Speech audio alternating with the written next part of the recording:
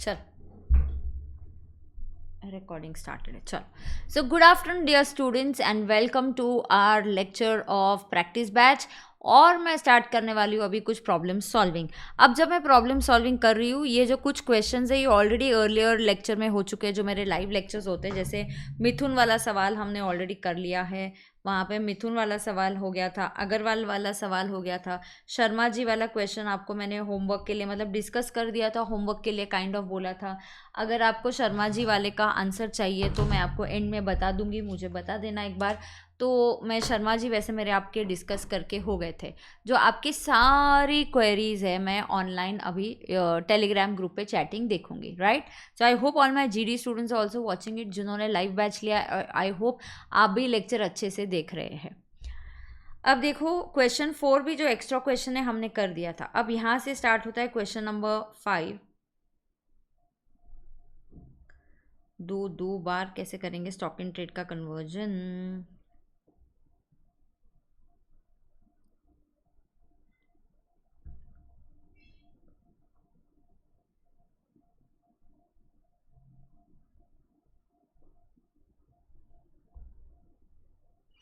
मिथुन वाला क्वेश्चन फिर से रिपीट हो गया. ठीक है, ये नहीं करेंगे. फिर से रिपीट हो गया. 12, 13, 14, 15. हाँ, सो अराउंड 15 तो गुड 14 क्वेश्चंस वी हैव. चलो बिल्कुल नॉन स्टॉप करना है और फटाफट फटाफट हमने करना है. पीडीएफ भेजना, इसका पीडीएफ भेजा है ना आपको. Have I send the PDF already और आई हैवेंट. मुझे बता दो तो मैं भेज दूँ क्या. एक मिनट, मैं भेजती हूँ आपको. एक मिनट रुको.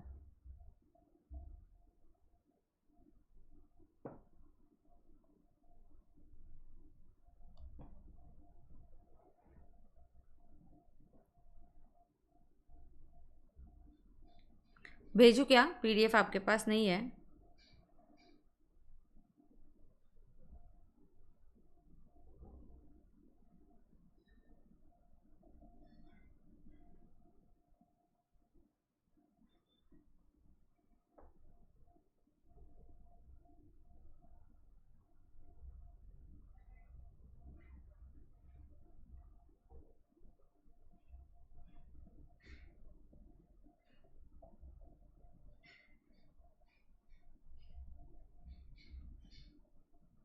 भेज दिया. चलो लेट्स स्टार्ट नाउ. अब कोई बात नहीं, अब नॉन स्टॉप करेंगे और थोड़ा सा आप कैलकुलेशन में be ahead of me so that you know we are able to.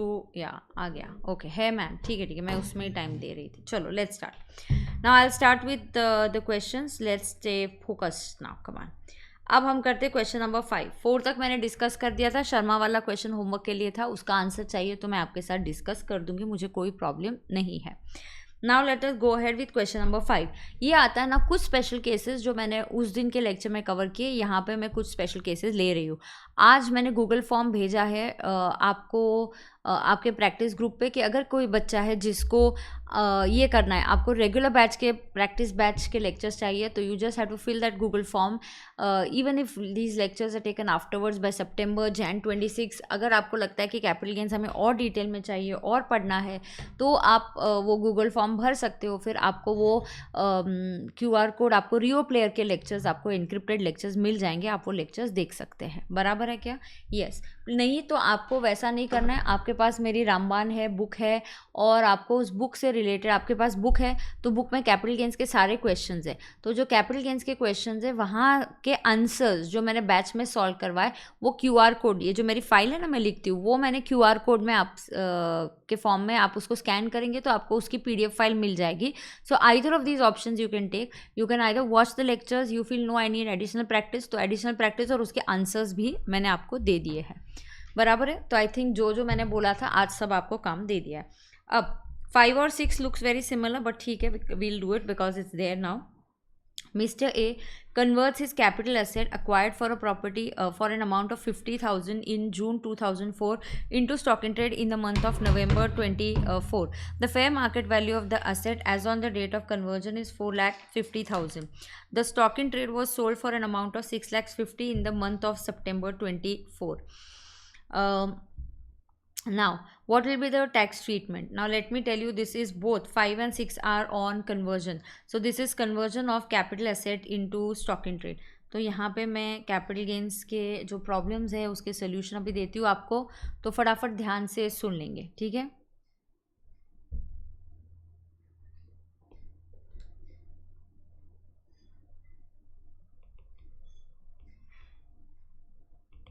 First, conversion of, आप मेरे साथ लिखते जा सकते हो, conversion of capital asset. Most of the questions from रामबाण आर ऑल्सो डन। रामबाण तो आपके पास है ही, तो एक्चुअली मैंने आपको ये क्वेश्चन बैंक नहीं भी दिया होता तो चल जाता, क्योंकि मैंने ये सारे क्वेश्चंस रामबाण से ही किए। कुछ ही क्वेश्चंस रामबाण में से होंगे जो मैंने नहीं करवाए, तो वो आप अगर लगे तो मेरी रेगुलर क्लास की फाइल से स्कैनिंग से आप देख सकते हो, ठीक है। Yes, conversion of capital asset, तो कैपिटल एसेट होना बहुत ज़रूरी है। Chats on Telegram, okay. Conversion of capital asset into stock in trade, yes. So conversion of capital asset into stock in trade, इसको ट्रांसफ़र माना जाता है इनटू स्टॉक इन ट्रेड। सो यहाँ पे हम लिखते हैं कैपिटल एसेट है, आप उसको ना दुकान पे लेके जा रहे हो, तो आपके पास ज्वेलरी है, घर पे पड़ी है, you decide to start a jewellery business, so you take the jewellery at your क्या बोलते हैं, shop. So this is called as conversion of capital asset into stock in trade, right. And moment you convert your capital asset into stock in trade, this is conversion, and this conversion is treated as transfer, इसको बिल्कुल transfer माना जाता है। This is treated as transfer, so there will be capital gains. Now मुद्दा इसमें ये होता है कि स्टॉक इन ट्रेड आगे जब हम सेल करते हैं, so when this stock in trade is sold, okay बेटा, तो हम क्या करते हैं, stock in trade is sold, तो ये सेलिंग पे भी क्योंकि अब ये स्टॉक इन ट्रेड है, यहाँ पीजीबीपी आता है, तो यहाँ पीजीबीपी अराइज होता है और यहाँ कैपिटल गेन्स आता है। So till this point there is capital gains. Now how to calculate capital gains, जो भी आपका कैपिटल एसेट है, you know the cost is the actual cost, जो भी एक्चुअल कॉस्ट होगी वो आपको पता है। Now what is the sale price, so मुझे कभी भी कैपिटल गेन कैलकुलेट करने के लिए दो चीज़ें चाहिए, तो इसका सेल कंसिडरेशन क्या होगा, तो सेल कंसिडरेशन होगा, ये होगा कि अगर मैं बेचती इस कैपिटल एसेट को तो मैं क्या प्राइस पे बेचती, then I would have sold it eight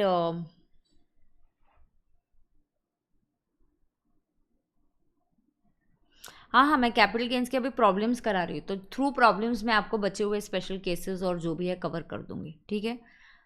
तो अंकुर तू पहले का लेक्चर देख ले, मैंने कुछ इंस्ट्रक्शंस दिए, पूरे लेक्चर देखने तो वो देखो, नहीं तो आपको ग्रुप पे क्यूआर कोड आया है उसको स्कैन करो, तो मेरे सारे आपके पास ना रामबाण में ही इसके सारे क्वेश्चंस होते हैं, तो जो आपको रामबाण बुक मिली है उसमें कैपिटल गेन्स के क्वेश्चन है, तो ये सारे actually I shouldn't have given you this file, मुझे स्ट्राइक नहीं हुआ कि रामबाण में ही क्वेश्चन है, तो एनीवेज काफ़ी सारे क्वेश्चंस मैंने वही लिए हुए हैं यहाँ पे, ठीक है।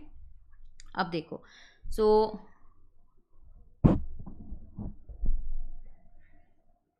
नहीं, मेरे यहाँ से आज internet connection is very good, मेरे यहाँ से connection is excellent today, okay.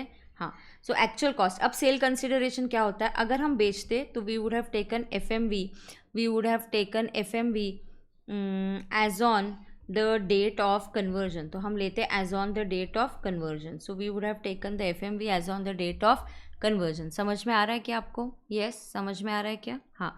सो ये जो एक्चुअल कॉस्ट है, सेल कंसिडरेशन है, FMV as on the date of conversion लेते थे हम, ठीक है।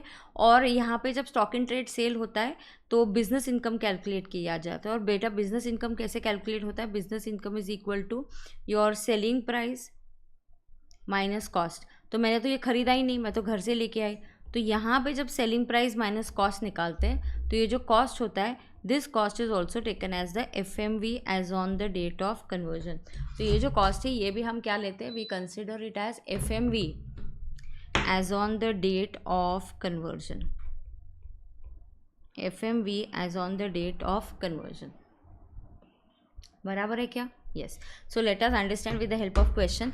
इसमें और एक इम्पॉर्टेंट बात होती है, यू नो इस पॉइंट पे ये कन्वर्जन वाली लाइन है, this is conversion date, so on the conversion date capital gain arises,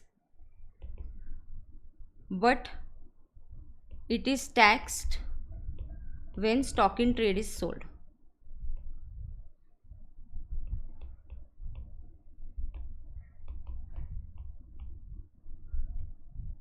so it is tax when the stock in trade is sold. So ये कब टैक्स किया जाता है? जब stock in trade is sold. बराबर है क्या? बराबर है क्या? यस. एक बार कैपिटल गेन्स हो जाएगा तो रियल अब प्रॉब्लम सॉल्विंग स्टार्ट करेंगे, बिकॉज आई एम वेटिंग कि ये बड़े बड़े चैप्टर्स है ना, ये एक बार हो गए तो अब रियल वाले प्रॉपर अभी क्वेश्चन बैंक दे दूंगी, जहाँ पे मिक्स्ड होगा, सेट ऑफ आएगा, क्लबिंग आएगा, सब ऐसा खिचड़ी करके आपको एक प्रैक्टिस बैच की अगला जो फाइल आएगा तो वो दूंगी, तो वो फटाफट सॉल्व करना है, ठीक है. और जो छोटे छोटे टॉपिक्स बचे हुए हैं वो मैं 1 तारीख को मेरा SPC पे होने वाला है मैराथन, उसके साथ मेरे साथ आप कर लेना. तो तब तक हम अभी प्रैक्टिस सिर्फ प्रॉब्लम्स करेंगे. आज कैपिटल गेन्स के मैक्सिमम प्रॉब्लम सॉल्व करने हैं, ठीक है. So capital gain arises but is tax when the stock in trade is sold. So but इसके इंडेक्स कॉस्ट, अगर इंडेक्सेशन रहा तो index cost of acquisition is cost of acquisition divided by index of the year in which the asset is acquired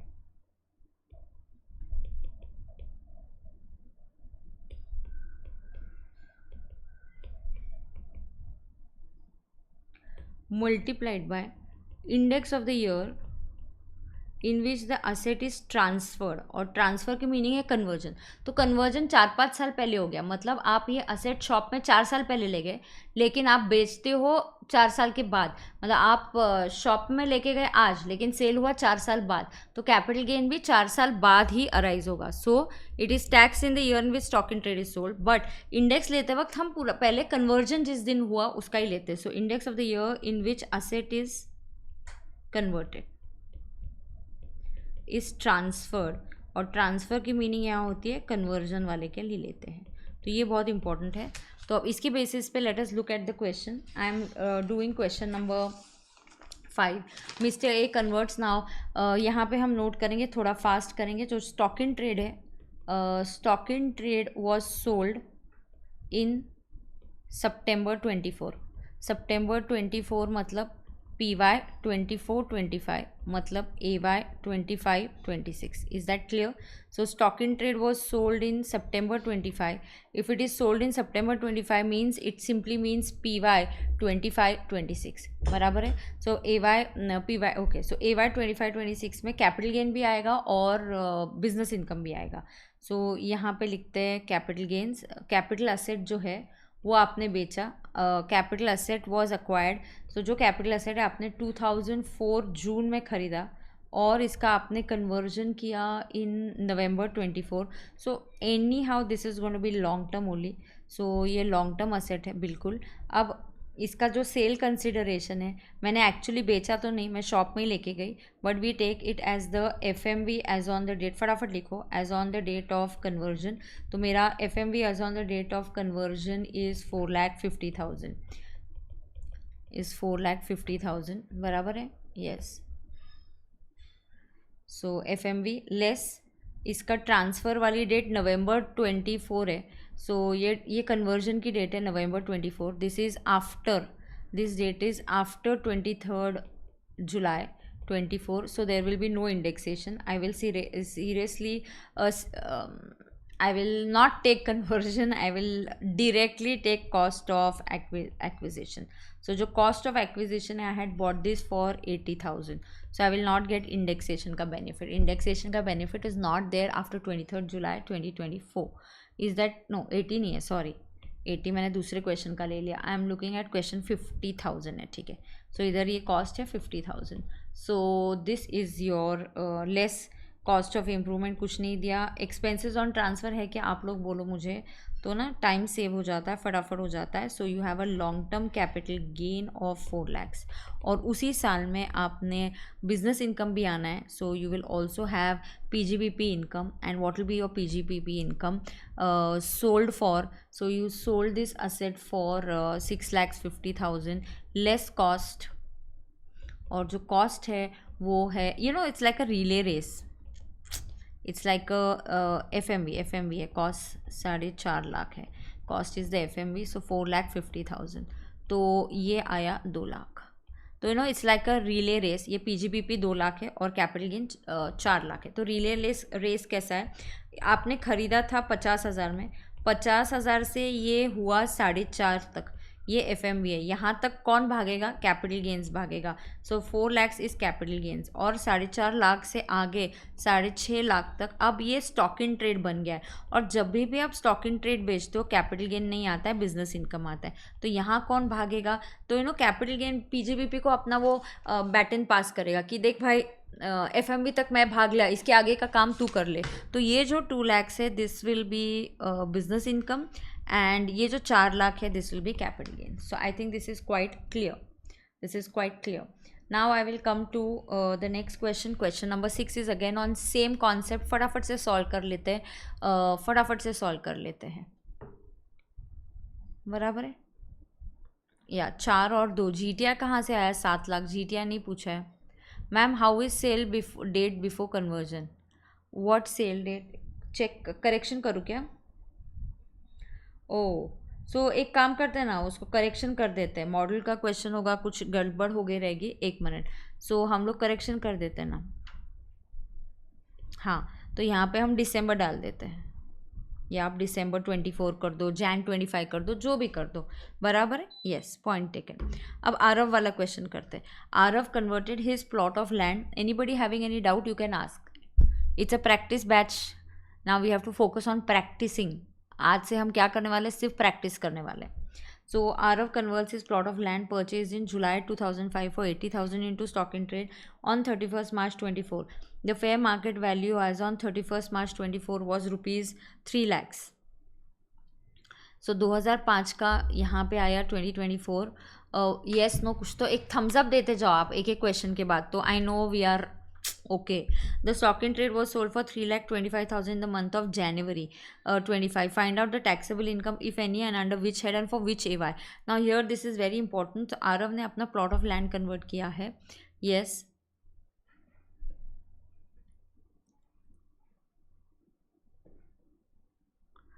Yup.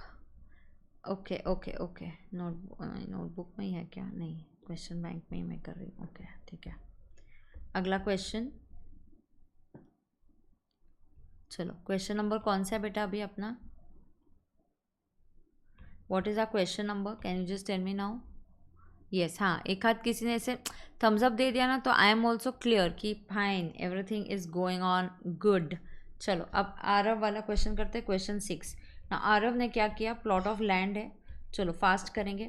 Plot of land Aarav ने खरीदा था जुलाई 2005 में। ही sold it on 31st मार्च 2024। तो इधर ही capital gain arise आ गया, इधर ही capital gain arise होगा। सो यही कन्वर्जन है, यहाँ इंडेक्सेशन भी मिलेगा। And then he sold it in the month of Jan 25. Now do you realize this is PY 23-24 and this is PY 24-25. Now capital gain taxability will happen in PY 24-25 means AY 25-26. तो अब आएगा AY 25-26 में first thing that there will be in that is capital gains. Now is this long term in nature? Yes, this is definitely long term in nature. This is definitely long term in nature. This I will take as the date of transfer, or this will be the date of conversion. So will I get indexation? The answer is yes, you will get indexation. Can somebody just check in the module? Module ने भी यही dates दी है क्या और indexation है क्या? Can just somebody quickly check it online?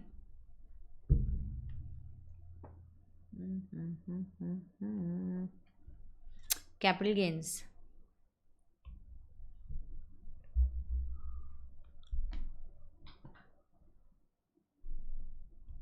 Sale consideration कोई check करेगा या मैं करूँ? मैं भी कर सकती हूँ वैसे चेक, मेरे पास भी मॉड्यूल होगा, रुको।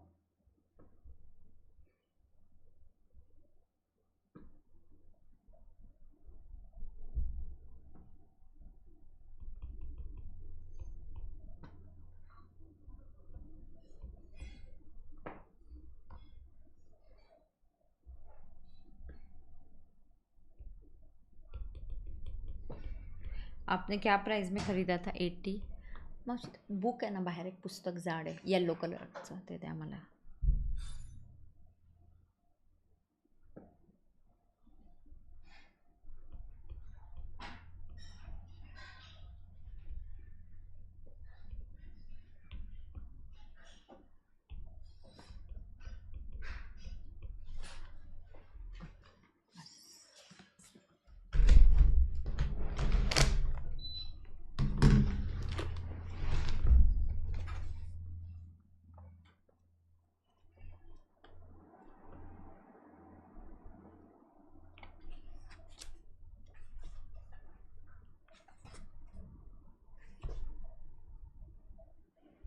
चलो आप इंडेक्सेशन कर दो मैम. इंडेक्सेशन वाला part is quite confusion. Could you please explain it? Ananya, you have to multiply it by index of the year in which part of indexation? Which part of indexation is quite confusing? Tell me. मतलब नहीं, your doubt you ask me, then I'll tell you. Of course I'll explain again, I have no problem, but just ask me which part.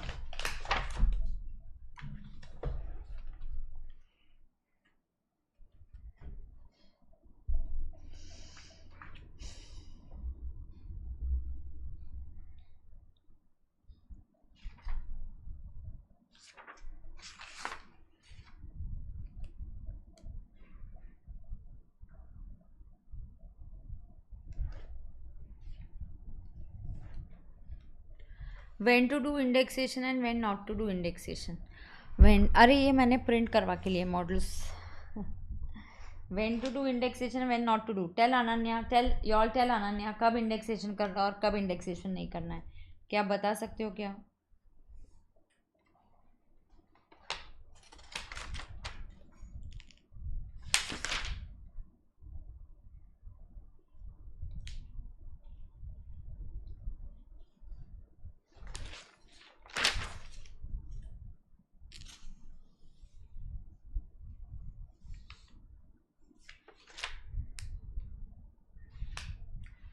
Correct. What I am doing is correct. Ananya, whenever the date of transfer. Ananya, whenever the date of transfer is on or after 23rd July, no indexation. खत्म. इसमें और कोई confusion की बात ही नहीं है, सबसे simple है. यहाँ ट्रांसफ़र मतलब कन्वर्जन. एग्जैक्टली यहाँ ट्रांसफ़र मतलब क्या? कन्वर्जन है. यहाँ ट्रांसफ़र मतलब क्या? कन्वर्जन है. So you have sold it for 3 lakhs. So 80,000 divided by, tell me what is index of 56 multiplied by, you have to tell me what is the index of PY.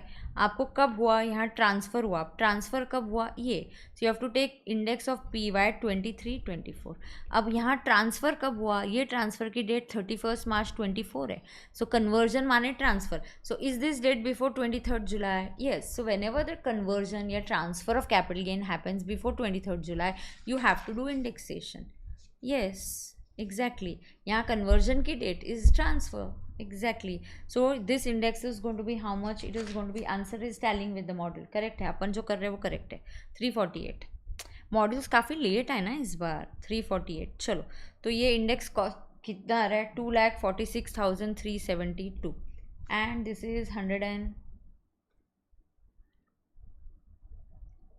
नहीं, फिर change होगा module में. I think date अलग होगा. तुम बता दो मुझे. 117. So you tell me. But what we are done is right. Module में डेट अलग है. मॉड्यूल एंड माई क्वेश्चंस में नॉट टैली एकदम cut to cut. Reason being because module got printed quite late. या indexation rate will be given.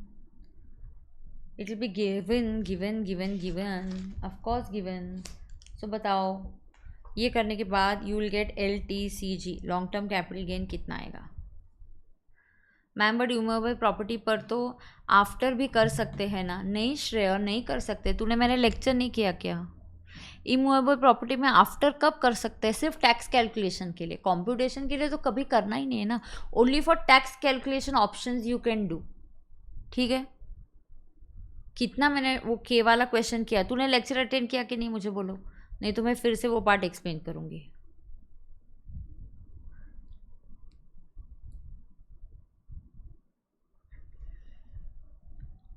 $62,051. Yes. So long term capital gain is 62,051. Absolutely right. Answer module से नहीं match होगा. Slightly date में difference है इसके लिए. बराबर है. हाँ, समझ में आया क्या? PY ना वाई यहाँ पे वही तो बोला ना, इसलिए इसका थ्योरी समझा रही थी. Why did I spend time in the theory? Please understand, don't do this. आप ध्यान दो जब मैं थ्योरी समझा रही हूँ. यहाँ क्या लिख के दिया? ये क्यों लिखा हमने? इंडेक्स कॉस्ट ऑफ एक्विजिशन क्या है? cost of acquisition divided by index of the year in which the asset is acquired into index of the year in which the asset is transferred. और यहाँ ट्रांसफ़र मतलब सब कुछ conversion का लेना है. सो ट्रांसफ़र की डेट इस क्वेश्चन में 31 मार्च 24 है. दैट इज़ वाई ये कन्वर्जन की डेट है, ये ट्रांसफ़र की डेट है, ये डेट 23 जुलाई के पहले है, इसलिए हम इंडेक्सेशन ले रहे हैं. Topic over. हाँ मैम 23 जुलाई के बाद इंडेक्सेशन मिलता है क्या? नहीं मिलता. वर्किंग करते वक्त तो बिल्कुल नहीं मिलता है. तो कब मिलता है? जब आप टैक्स कैलकुलेशन करते हो, वो भी किसके लिए? इमूवेबल. वो भी कब होना चाहिए? इंडिविजुअल और HUF. बस इमूवेबल के लिए. बराबर है कि नहीं है? बोलो जल्दी, बराबर है कि नहीं है? तो आ गया. अब बिजनेस इनकम. अब पहला कैपिटल गेन्स हो गया. अब कौन सा आएगा? बिजनेस इनकम आएगा. अब कौन सा आएगा? Business income. अब बिजनेस इनकम मैंने कितने में बेचा? ये I sold it for 3 lakh. Sold. I sold it for 3,25,000 sale price. So I'll say my sale price, Baba. What is my sale price? 3,25,000. So my sale price is 3,25,000. Less I will say cost. I did not buy it. अगर मैं खरीदती तो क्या price पे खरीदती? FMV. And what is the FMV? FMV is 3 lakhs. So simple thing is here PGBP is 25,000. So all this gain is happening in AY 25-26. But why 25-26? Capital gain तो इधर हुआ, but it is taxed in the year in which the stock in trade is sold. It is taxed in the year in which the stock in trade is sold. ये बिल्कुल learn करना है, ये बहुत important special case है. This is conversion of stock in trade capital asset into stock in trade. अच्छा, एक ऐसा भी क्वेश्चन है मॉड्यूल में कि अगर आप कार को कन्वर्ट कर रहे हो, car is sold. Okay, my personal car is sold. मैं पर्सनल कार है, अभी उसका मैं बिजनेस स्टार्ट कर रही हूँ सेकेंड हैंड का. तो क्या होता है कार ये पर्सनल असेट है, तो मेरी पर्सनल कार है, तो personal movable effects are not capital asset, तो कैपिटल गेन ही नहीं होगा. कैपिटल गेन कब आएगा? जब कैपिटल असेट भी होना चाहिए और ट्रांसफर भी होना चाहिए. Conversion of capital asset into stock in trade is treated as transfer. जब कन्वर्जन हुआ उसके हिसाब उसको ट्रांसफर मानेंगे. और कैपिटल गेन को टैक्स कब करेंगे? when the stock in trade is finally sold. Is that clear to everybody? Is that clear to everybody? Yes. चलो आगे जाएंगे. तो अब कौन सा क्वेश्चन हो गया हमारा? क्वेश्चन 6 हो गया.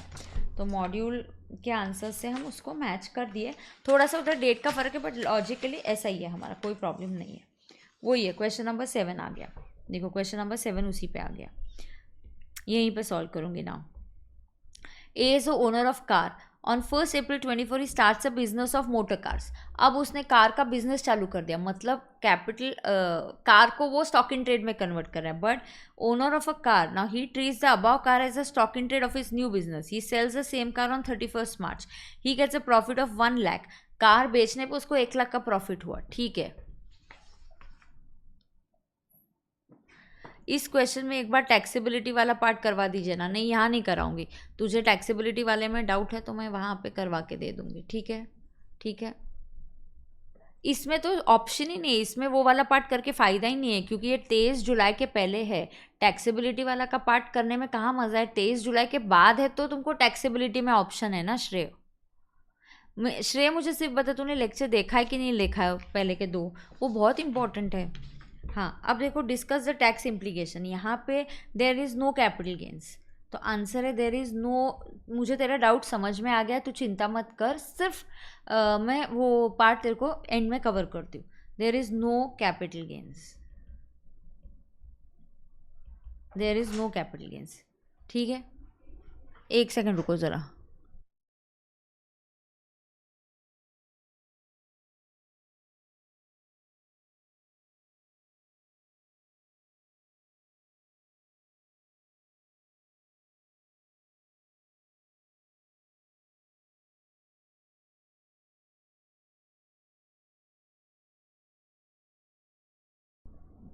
Hello, check. हाँ, there is no capital gains as personal car is not a capital asset.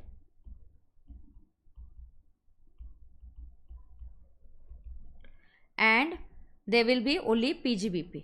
Car बेचने पे PGBP आया तो PGBP 1 लाख आएगा. बट कार, पर्सनल कार, ये कैपिटल एसेट नहीं है, इसीलिए क्या नहीं आएगा?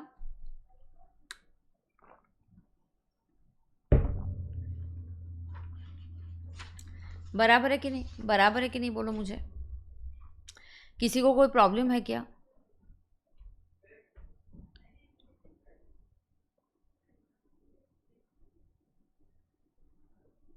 तो क्वेश्चन 7 हो गया।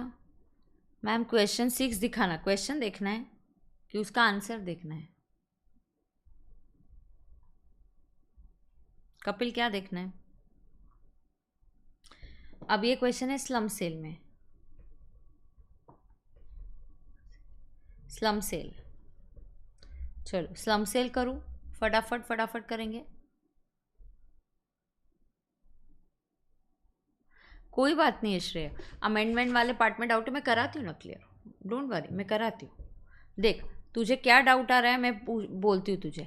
सी what is the doubt that you are getting, the doubt is what, let us understand. Doubt ये है कि 23rd, इफ़ ट्रांसफ़र वाली डेट 23rd जुलाई 24 के बिफोर है, इट इज़ बिफोर।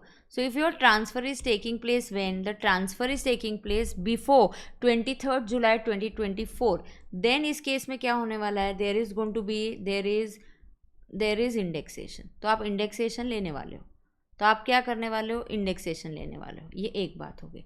अब दूसरी बात, लेकिन अगर आप ट्रांसफ़र ऑन या आफ्टर 23rd जुलाई लेते हो, so you do transfer on और after 23rd July 24, there is going to be no indexation. बात ख़त्म, इसमें और कोई कन्फ्यूजन ही नहीं है। आप कन्फ्यूजन ही क्रिएट मत करो, ख़त्म हो गया। यहाँ पे transfer is before 23rd July, there is indexation, जैसे आप लेते थे पहले, जैसे आपने सीखा है वैसे। बट अगर ट्रांसफ़र ऑन और आफ्टर 23rd जुलाई 24 होता है, देर इज़ नो इंडेक्सेशन।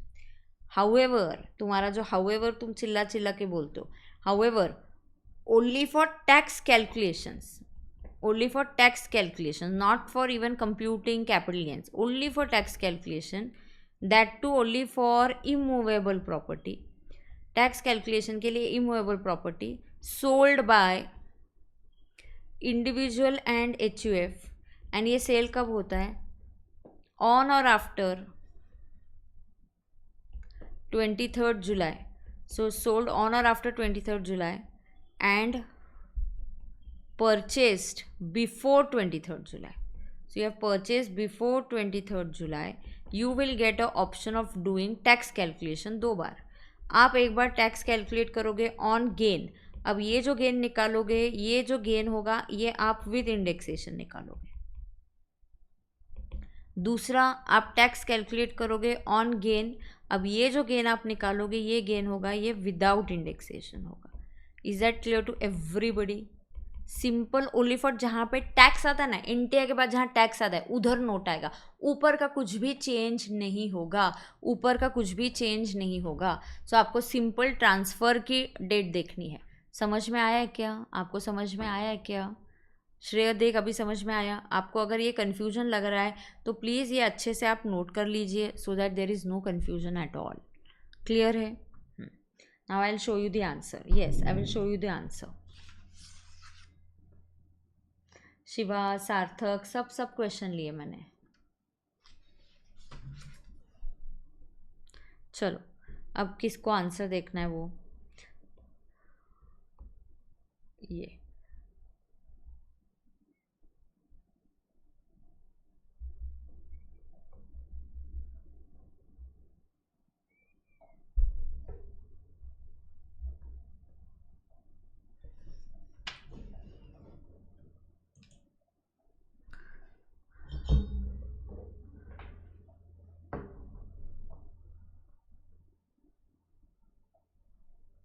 किसको आंसर ये करना है, देख लो आप। Now let's solve the next question. I know you can't see me, in just 2 minutes you will be able to see me.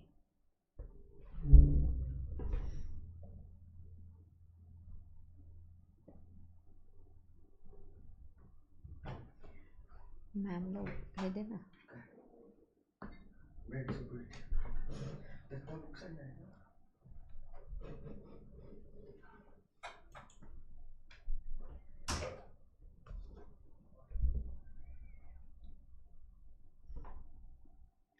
Now, Mr. Question 8.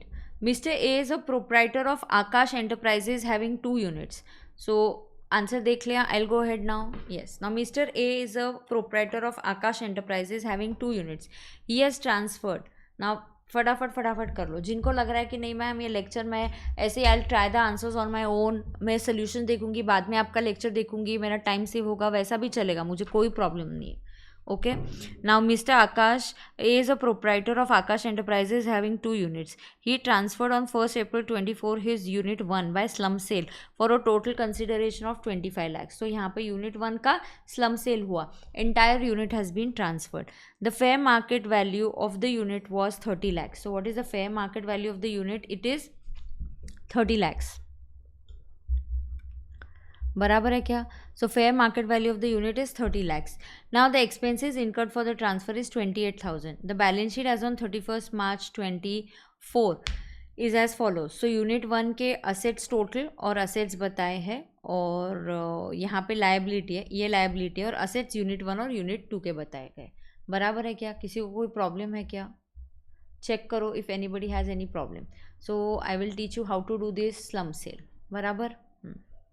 ऐसा ही क्वेश्चन Jan 25 में आया था. तो सब ऐसे ही है, आपको कैपिटल गेन्स में ऐसा ही होता है, आपको बहुत डिटेल में सब कुछ करना पड़ता है.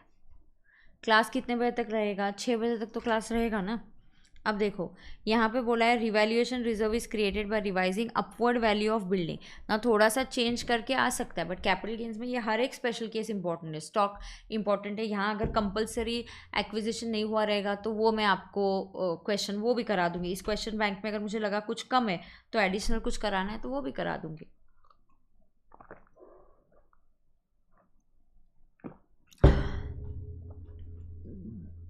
Revaluation reserve is created by revising, so it is created by revising upward value. तो revaluation reserve में upward value revise हुआ है of unit 1. मतलब क्या हुआ है, आपका जो यूनिट 1 है उसकी वैल्यू कितनी है? 12 लाख. आपके यूनिट की वैल्यू कितनी है? 12 लाख. 12 लाख में से 3 लाख रिवैल्यूएशन रिजर्व देखो कितने का है? 3 लाख. सो बिल्डिंग की ओरिजिनल वैल्यू 9 लाख है, आपने रिवैल्यूएशन रिजर्व 3 लाख का क्रिएट किया है. मतलब बिल्डिंग की वैल्यू अब बढ़ी है 12 लाख पे, पहले वो वैल्यू 9 लाख थी. राइट. सो आपने एंट्री पास करी होगी building account debit to revaluation reserve. So building account debit to revaluation reserve, ये एंट्री आपने पास करी होगी. राइट. सो इसीलिए जब भी आप स्लम सेल करते हो हमें क्या निकालना रहता है बेटा? Cost of acquisition, cost of improvement, क्या रहता है? नेटवर्थ. ध्यान से सुनो, तुम आराम से करो, ऐसे घाई मत करो.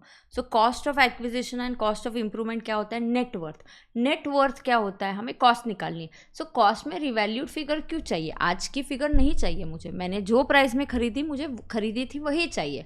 सो जब भी आप नेटवर्थ निकालते हो 2-3 रूल्स याद रखो. Revaluation figures are totally ignored. Revalued figures हम क्या करते हैं? टोटली इग्नोर करते हैं. दूसरा, अगर डेप्रिसिएबल असेट है तो हमेशा हम उसकी WDV लेते हैं और डेप्रिसिएबल असेट है तो हम हमेशा उसकी क्या लेते हैं? WDV लेते हैं. बराबर है क्या? Yes.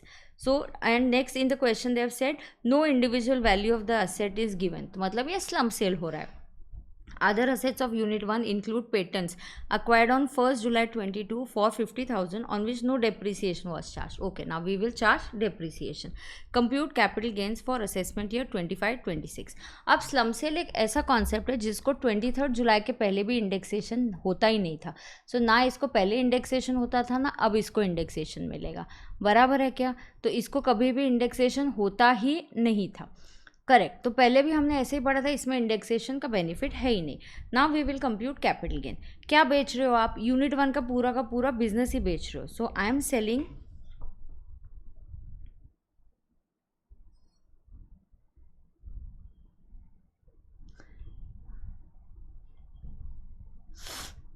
what am I selling? I am selling. तो मैं अभी क्या बेच रही हूँ? पूरा का पूरा business. So now this is question number 8 from your question bank.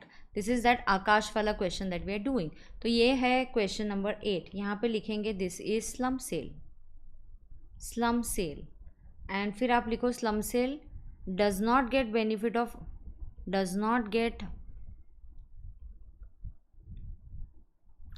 Benefit of indexation. So जो स्लम सेल है उसको इंडेक्सेशन का बेनिफिट मिलता ही नहीं है. तो स्लम सेल जो है बेटा उसको इंडेक्सेशन का बेनिफिट नहीं मिलता है. समझ में आ गया क्या? हाँ. So never does not get मतलब not even before 23rd July and not even after. After का तो सवाल ही नहीं है, बिफोर भी नहीं मिलता, आफ्टर भी नहीं मिलता। कभी भी बेचो स्लम सेल पे आपको इंडेक्सेशन का बेनिफिट नहीं मिलता। लास्ट में एक बार लिस्ट बना लेंगे अगर लगा तो कौन से इसको इंडेक्सेशन मिलेगा और नहीं मिलेगा। आज और कल हम कैपिटल गेंस का ये कंप्लीट करेंगे। मंडे को हम अभी सेट ऑफ वगैरह अब ऐसे छोटे छोटे चैप्टर स्टार्ट करेंगे, फिर धीरे धीरे कंबाइंड क्वेश्चंस पे भी आ जाएंगे। Now in this slump sale what happens here, ये स्लम सेल आपका बिजनेस कब से है, आपका ये जो बिजनेस है समवेयर 22 वगैरह में एक थर्ड पॉइंट देखो वहाँ दिया है, other assets of unit 1 include patents acquired on 1 July 22। तो ऐसा लग रहा है यार ये बिजनेस काफ़ी टाइम के लिए चल रहा है, तो 22 से लेकर अब तक, so this is definitely long term. अब मैं बिजनेस सेल कर रही हूँ, what am I selling, you are selling unit 1, I am selling unit 1. So unit 1 I sold it at what price? So sale consideration. Now my sale consideration for slum sale is actual sale. Okay, that is what is my sale consideration? It is actual sale. So मेरा actual sale और इस business का FMV whichever is higher, readymade question में दिया जाएगा। तो अगर हम देखते हैं कि इसका जो एक्चुअल सेल है क्वेश्चन में दिया है, actual sale is 25 lakhs, the fair market value of the unit as on 1 April 2024 is 30 lakhs. So I will say it is sold for either 25 lakhs or it is 30 lakhs, whichever is higher. So that is going to be 30 lakhs. Less, it doesn't get indexation benefit, so less I will say cost of acquisition and cost of improvement. Now cost of acquisition, cost of improvement is actually the net worth. And what is the net worth? Asset minus liabilities. इसके लिए मुझे बनाना पड़ेगा note 1 और फिर मैं बोलूँगी less expenses on transfer. तो अब एक्सपेंसेस ऑन ट्रांसफ़र कितना है बेटा मुझे बताओ, इट इज़ 28,000।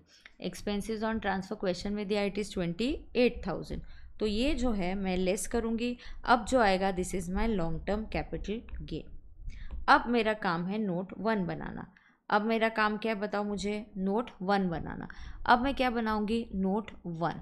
अब जब मैं नोट 1 बनाऊँगी, it is my cost of acquisition and cost of improvement. That means I am going to find out my net worth. मैं क्या फाइंड आउट करूँगी, मेरा नेट वर्थ, बराबर है क्या। अब जो मेरा नेट वर्थ है, so my net worth is equal to assets of unit 1 minus assets of minus liabilities of unit 1. So asset minus liabilities gives me my net worth. अब पहली बारी आती है असेट्स की। असेट्स में स्टार्ट करेंगे building से। अगर आप क्वेश्चन में देखते हो बिल्डिंग की वैल्यू कितनी दी है, 15 lakh. Can I consider 15 lakhs? The answer is no, you are not allowed to consider the revalued figures. So 15 lakhs में से 3 lakhs का रिवैल्यूएशन है। मैम 3 लाख रिवैल्यूएशन है, कैसा समझा, बैलेंस शीट की लाइबिलिटी साइड में देखो, रिवैल्यूएशन रिजर्व की वैल्यू 3 लाख है, ये बिल्डिंग की वजह से ही हुआ था। सो बिल्डिंग की जो वैल्यू आएगी it will come to 9 lakhs. How did I get that? 12 lakhs minus 9 lakhs, because no need of considering today's value. Revaluation values क्यों कंसिडर करना है, ये आप कॉस्ट निकाल रहे हो, कॉस्ट में हमेशा आपको हिस्टोरिक कॉस्ट चाहिए, आज की रिवैल्यूड फिगर नहीं चाहिए। अब सेकेंड बात आती है मशीनरी की। अब आप देखोगे मशीनरी ऑफ यूनिट 1 बेटा, आपकी मशीनरी ऑफ यूनिट 1 कितनी है, it is 3 lakhs। Machinery of unit 1 is 3 lakhs। उसके बाद आते हैं डेटर्स। डेटर्स ऑफ यूनिट 1 कितना है, debtors of unit 1 is 1 lakh। तो आपके डेटर्स कितने बेटा, 1 lakh। डेटर्स के बाद क्या है, डेटर्स के बाद क्या है, अदर असेट्स। सो डेटर्स के बाद क्या है, अदर असेट्स। अब अदर असेट्स में एडजस्टमेंट नंबर 3 है बेटा, adjustment number 3। What does your adjustment number 3 से, adjustment number 3 says there are patents and patents are acquired on 1 July 22 for 50,000, जिस पे डेप्रिसिएशन नहीं लिया था। तो 1.5 लाख में से 50,000 पेटेंट्स है, तो उसको अलग करो क्योंकि उस पर आपने डेप्रिसिएशन नहीं लिया। अगर डेप्रिसिएबल असेट्स होता है तो it is a rule that you must show it at WDV, then it is a rule that you must show it और at WDV। So other assets पहले मैं लिखूंगी 1 लाख, फिर 5th point I will write patents, फिर patents है 50,000। 50,000 का patents मैंने खरीदा था ऑन 1 जुलाई 22, तो मैं PY 22-23 का डेप्रिसिएशन, PY 23-24 का डेप्रिसिएशन 2 साल का लूँगी और 1 अप्रैल 24 की मैं वैल्यू निकालूंगी। हाँ यस तो मैं पी वाई 23 24 की फिर वैल्यू निकालूंगी. सो मुझे 2 साल का आपको डेप्रिसिएशन निकालना पड़ेगा. तो do you no intangible assets पे डेप्रिसिएशन का रेट क्या रहता है 25. सो 50,000 इंटू 25%. चलो निकालो. क्या आप मुझे बोलोगे क्या, फटाफट बोलोगे क्या बेटा? Minus into 25% minus is it 28,125. देखो स्लम सेल कब हुआ? 1 अप्रैल. मैम डेटर्स में से प्रोविजन लेस करेंगे यहाँ, करेंगे या नहीं? प्रोविजंस कहाँ है यहाँ पे? कौन सी प्रोविजन लेस करेगा? कोई प्रोविजन नहीं है. डेटर्स में से तुझे कौन सी प्रोविजन लेस करनी है बता. डेटर्स में से कौन सी प्रोविजन लेस करनी है श्रेय? कौन सी प्रोविजन लेस करेंगे? सो आप मुझे असेट्स की टोटल लेके बता दो कितना आ रहा है.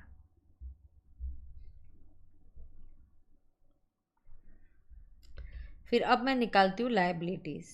अब जो लायबिलिटीज़ है वो फटाफट निकालते हैं. श्रेया जल्दी पूछ, डेटर्स में से कौन सा प्रोविज़न लेस करना है? आरडीडी वगैरह?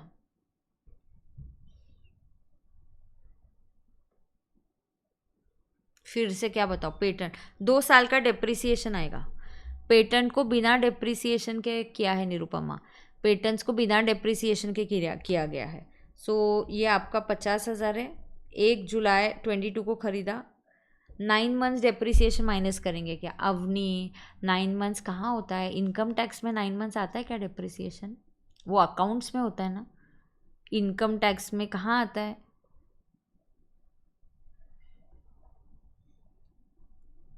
Provision for bad and doubtful debts minus नहीं करेंगे. आर बैड डेट्स होंगे तो माइनस करेंगे. Provision for bad and doubtful debts minus नहीं करेंगे. बराबर है क्या? समझ में आ रहा है क्या सबको? यस. अवनी 9 मंथ्स का कहाँ से आएगा? 22 23. अरे इनकम टैक्स में 9 मंथ्स होता है क्या? Put to use less than and more than. July है तो फुल ही लेंगे ना. हाँ जुलाई के बदले यहाँ सितंबर के बाद वाली डेट आती तो हम लेस डेप्री आधा लेते. All this working we are doing as per income tax ना.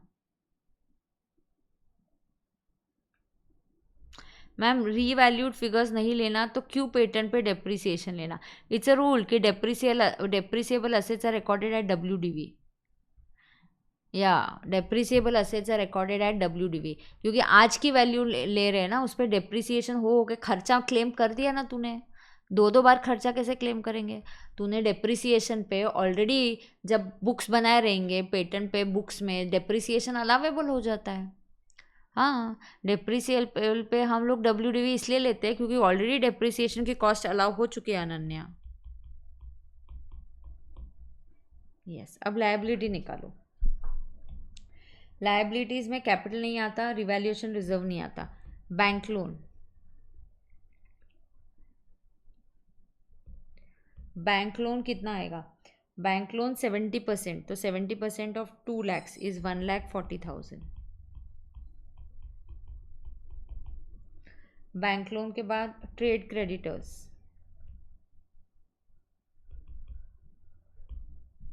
25% ऑफ 150. तो 1.5 लाख का हाफ 75 का हाफ 37,500. क्या? जस्ट चेक बाबा. I am not sure. Just check. 177,500. Yeah therefore net worth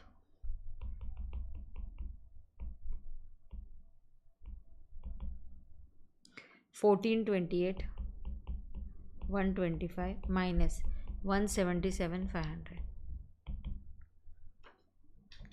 thank you Umang. 1250 625. Thank you. तो यहाँ पे लिखेंगे 1250 625. Therefore long term capital gain. Check if anybody has any problem. Therefore long term capital gain. फिर एक insurance वाली special case है. फिर गलती से मिथुन आ गया फिर से. और फिर कुछ क्वेश्चंस है जहाँ पे एग्जम्पशंस भी आएंगे. सब ऐसा मिक्स करके है. हाँ ये अच्छा क्वेश्चन बैंक है. कल भी और एक लेक्चर ले लूँगी कैपिटल गेन्स पे. और फिर मंडे से बैलेंस शीट में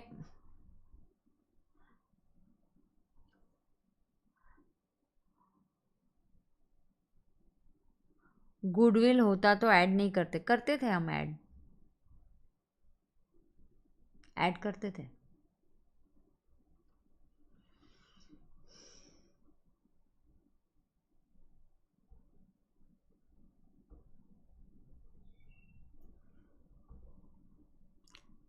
आपके जैन का क्वेश्चन ऐसा ही था क्या लगभग? चलो आगे जाएंगे क्या?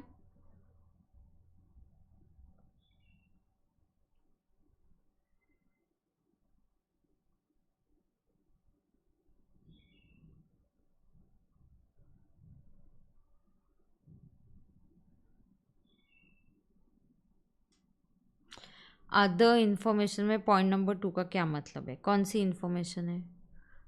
No individual value has been assigned. हाँ, इस ये स्लम सेल की डेफिनेशन होती है बेटा, जहाँ इंडिविजुअल वैल्यू असाइंड नहीं होती है। स्लम सेल मतलब पूरा का पूरा business is sold without assigning individual value, की बिजनेस में से मशीनरी कितने की, ये कितने की, ऐसा नहीं आता है। तो ये तो हमने फिर क्वेश्चन सॉल्व किया हुआ ही था, हमारे नोट्स में ही है ही ना ये already. So without assigning values to individual assets, correct.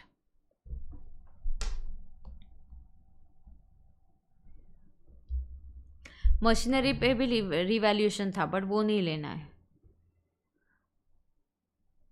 वो नहीं लेना है, रिवैल्यूएशन लेना ही नहीं है, रिवैल्यूएशन लेना ही नहीं है। मशीनरी डेप्रिसिएबल असेट से वो डब्ल्यूडीवी पे आएगी, कहीं और रिवैल्यूड फिगर्स होंगे तो वो इग्नोर किए जाएंगे।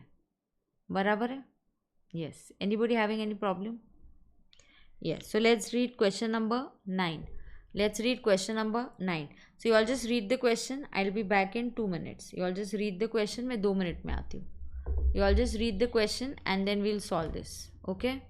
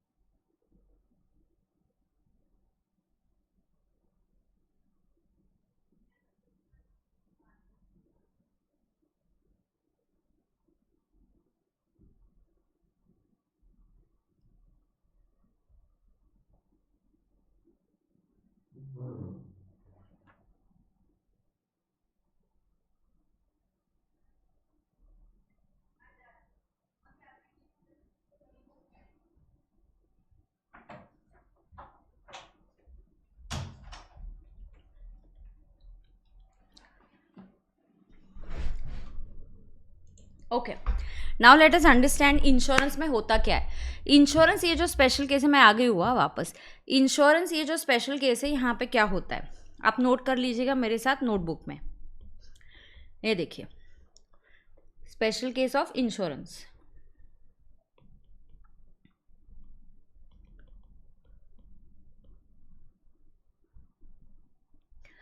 अब इंश्योरेंस के स्पेशल केस में क्या होता है, यहाँ पे देखो आपको क्लेम मिलता है, इंश्योरेंस क्लेम इज रिसीव्ड। ये स्पेशल केस एक खास है, इंश्योरेंस क्लेम इज रिसीव्ड। इसमें क्या होता है, पहले तो if there is capital gains, हाँ हमेशा नहीं होगा, if there is capital gains it is taxed in the year of receipt.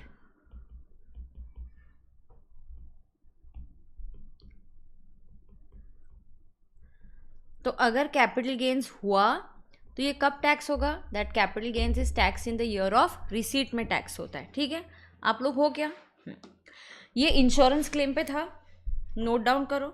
Insurance claim is received, ये क्या होता है स्पेशल केस में, आपको इंश्योरेंस क्लेम मिलता है। दूसरा, if there is a capital receipt it is tax in the year of receipt.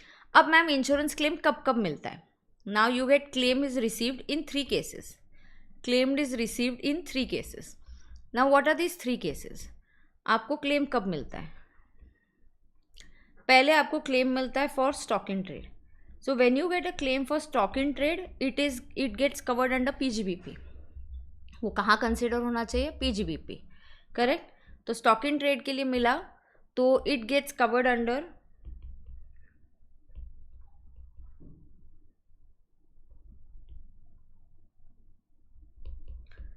PGBP, बराबर।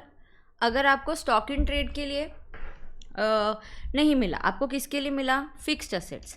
अब फिक्स्ड असेट्स के लिए जब आपको मिलता है, यहाँ पे 2 सिचुएशंस आती है, तो यहाँ से मैं कट करती हूँ, यहीं पे फिक्स्ड असेट्स के लिए अगर आपको मिलता है तो आपको 2, बेटा देखो आप है ना खुद से वैसे भी एक बार करना चाहिए, आपने ना एग्जाम के लिए पढ़ा होगा, पहले किया होगा, याद आ रहा होगा, बट ये करना चाहिए। जैसे आपको एक क्वेश्चन आ गया on slum sale, you can get a question on this also ना, we can't leave it and गो।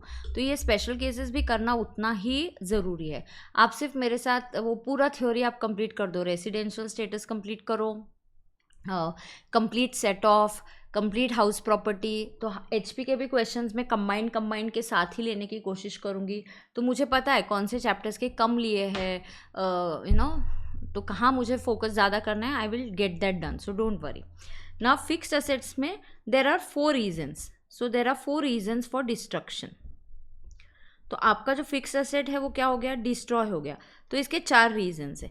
अब आपके डिस्ट्रक्शन के 4 क्या रीजन्स है, पहला रीजन है फायर, एक्सीडेंटल फायर। दूसरा रीज़न है राइट्स एंड सिविल डिस्टर्बेंस है, वॉर हो रहा है, there is war, there is civil disturbance है, and there is natural calamities. तो अगर ये 4 रीजन्स की वजह से है देन इसको ट्रांसफ़र माना जाता है। ये खास एक सेक्शन बनाया गया है 45(1)(a, देन इस केस में it is treated as transfer, and moment you treated as transfer there will be capital gains.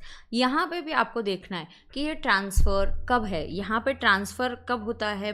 हाँ, अब ये देखो ये ट्रांसफ़र कब है, जब ये 4 रीजन्स की वजह से डिस्ट्रॉयड है, बराबर है क्या। सो कैपिटल गेन्स आएगा, एंड मैम कैपिटल गेन्स आएगा तो सेल क्या है, मैंने तो असेट बेचा ही नहीं, मैंने खरीदा था असेट 4 लाख में, तो sale consideration is the insurance claim received.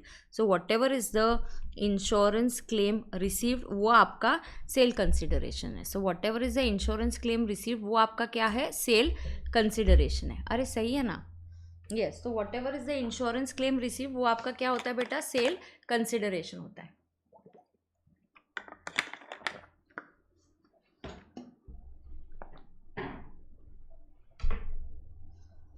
बराबर है।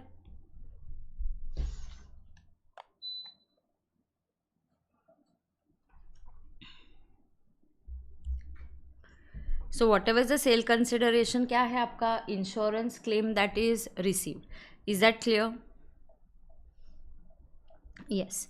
नाउ और value FMV of assets received in kind, assets received. तो अगर आपको कभी कभी मशीनरी के बदले मशीनरी दिया तो उस मशीनरी की जो वैल्यू है वही आपका FMV लिया जाएगा, वही आपका क्या लिया जाएगा, FMV लिया जाएगा। So this is how we calculate. लेकिन अगर अदर रीजन्स की वजह से डिस्ट्रक्शन हुआ, अदर रीजन्स जैसे कि example road accident, accident is not covered, fire is covered, or let's say sinking of ship. तो ऐसे केस में क्या होता है, whatever you get there is no transfer, because there is no transfer there is no capital gains. Then whatever insurance से पैसा receive है, insurance claim is a capital receipt exempt from tax. It's a one time receipt, is a capital receipt बेटा, it's a capital receipt which is exempt from tax. So it is a capital receipt which is exempt from tax. तो ये क्या बन जाता है, it's a capital receipt which is exempt from tax. सही है क्या? तो ये कैपिटल रिसीट है विच is exempt from tax.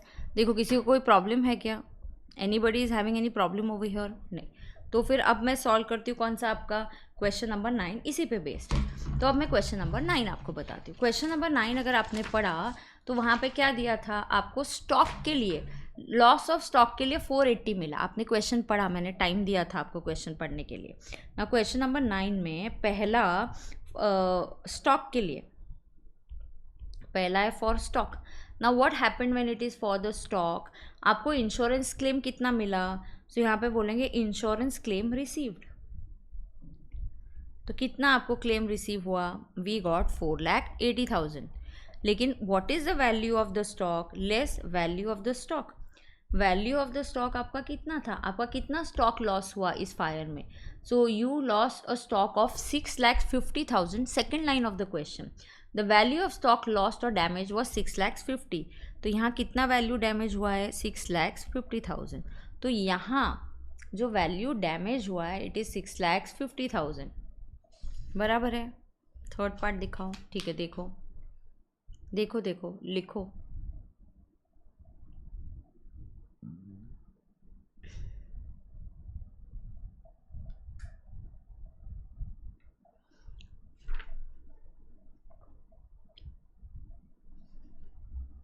Taxability part मैंने काफ़ी अच्छे से आपके साथ कवर किया है. सो वो यूट्यूब पे भी है, आपको जीडी वाले बच्चे यहाँ पे भी डाला हुआ है, आपके बैकअप में भी है.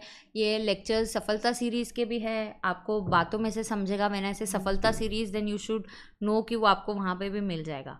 हाँ Ashmit, generally capital receipt is exempt ना. Yes, that is why it is exempt. It is taxable only if there is a खास section made for it, and 45(1) के लिए खास सेक्शन है. So it's a capital receipt which is exempt from tax. Exactly वही बोल रही हूँ, it's a capital receipt which is exempt from tax.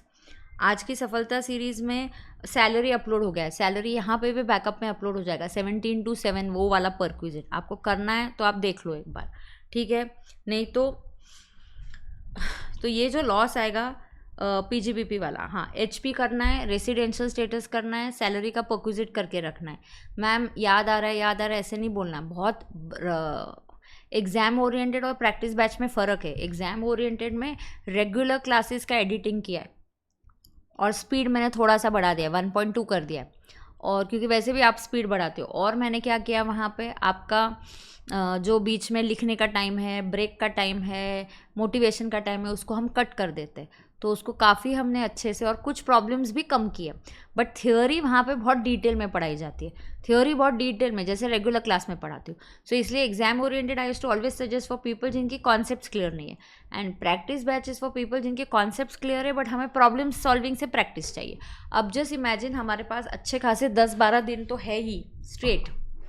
तो अगर हम 10-12 दिन और कंटिन्यूस क्या करेंगे, सिर्फ प्रॉब्लम्स की प्रैक्टिस करेंगे तो हो ही जाएगा ना हमारा.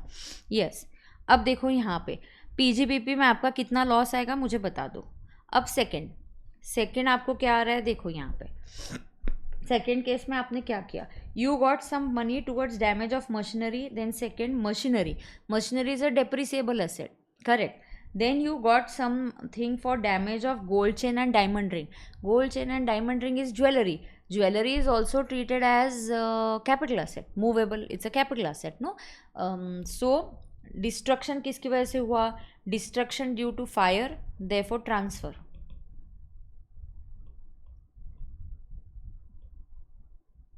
Therefore it is a transfer. therefore there will be capital gains.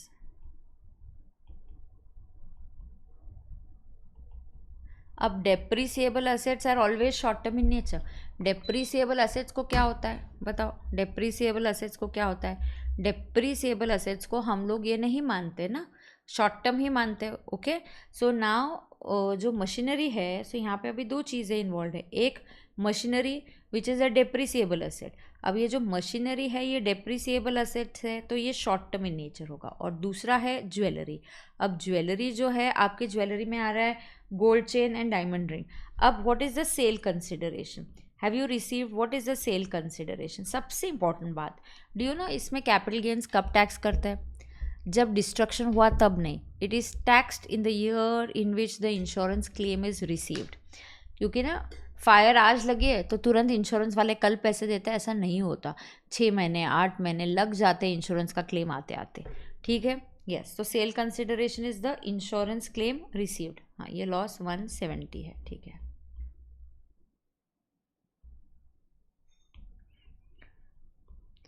Yup. अब देखो सेल कंसिडरेशन में क्या है बेटा? Insurance claim received. Now what is the insurance claim received for machinery? Insurance claim received towards damage of machinery is 6 lakhs, and insurance claim received for jewelry and all that is 180. Now machinery के लिए what do I write as the cost of acquisition and cost of improvement? Now for machinery it is straight away the opening WDV. Now यहाँ दिया है the opening WDV of the machinery after providing depreciation was 10,80,000. So for machinery it is 10,80,000. Depreciable asset के लिए what is the cost of acquisition and cost of improvement? It is what? It is simply क्या बोलते हैं हम लोग? It is opening WDV plus additions made in the block. हाँ, आपको कोई भी स्पेशल केस में प्रॉब्लम आ रहा है, आपको वो लेक्चर्स दिए गए हैं, आप लेक्चर्स देखिए कहाँ पे स्पेशल केसेस स्टार्ट हो रहे, 2 या तीसरे लेक्चर में स्टार्ट हो जाएंगे वहाँ पे. तो आपको जो स्पेशल केस कंफर्टेबल लग रहा है कि नहीं लग रहा है आपको देखना है तो आप देख सकते हो. सो मशीनरी के लिए इट इज़ 10,80,000. बराबर है. हाँ, अब फॉर ज्वेलरी क्या बोला है?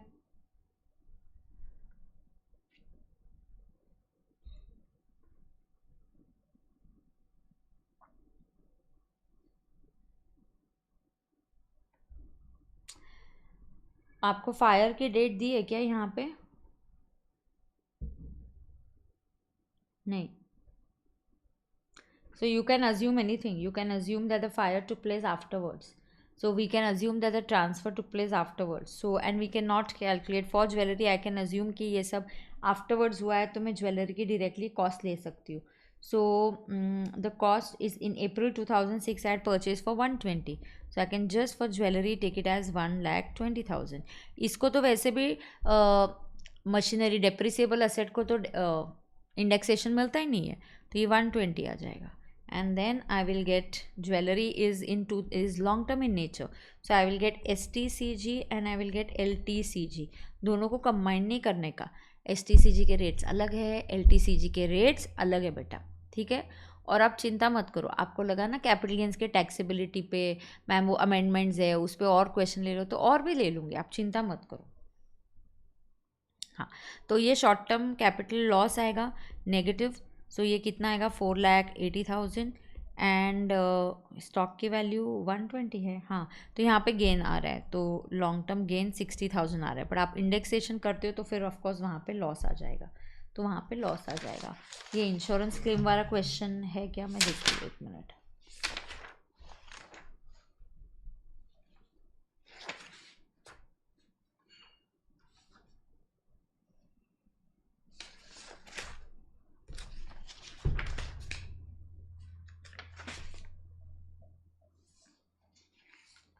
उन्होंने ना क्वेश्चन ऐसे सॉल्व नहीं किया, उन्होंने थ्योरी में दे दिया कि ये माइनस ये शॉर्ट टर्म होगा, ये माइनस ये लॉन्ग टर्म होगा, ऐसे ही दिया है.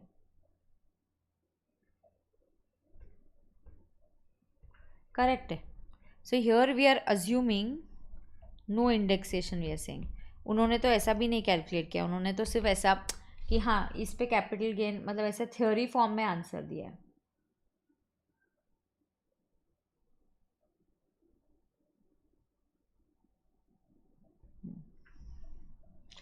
No indexation assuming transfer takes place after. Can I assume transfer took place before?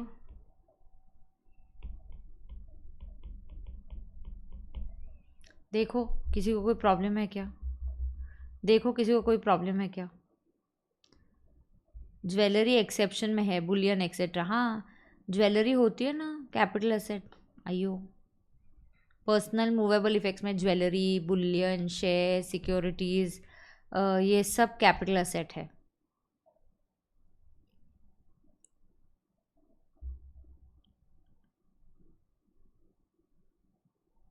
Yeah, it will always be taxable under capital gains because it's a capital asset. Capital gain arises on transfer of capital asset. Correct है. 10th वाला question हमारा हो गया. अभी वो शिवा वाला question आ गया. चलो अब शिवा वाला क्वेश्चन आ गया. मज्जा. 10th वाला क्वेश्चन रिपीट हो गया. मिथुन वाला क्वेश्चन है. So we have already done. So ओ गेन आएगा. गेन ब्रैकेट में गलती से लिखा. Sorry Mehul, thank you. Positive है ऑफकोर्स पॉजिटिव है. चलो शिवा वाला क्वेश्चन आ गया बेटा. शिवा वाला क्वेश्चन करेंगे.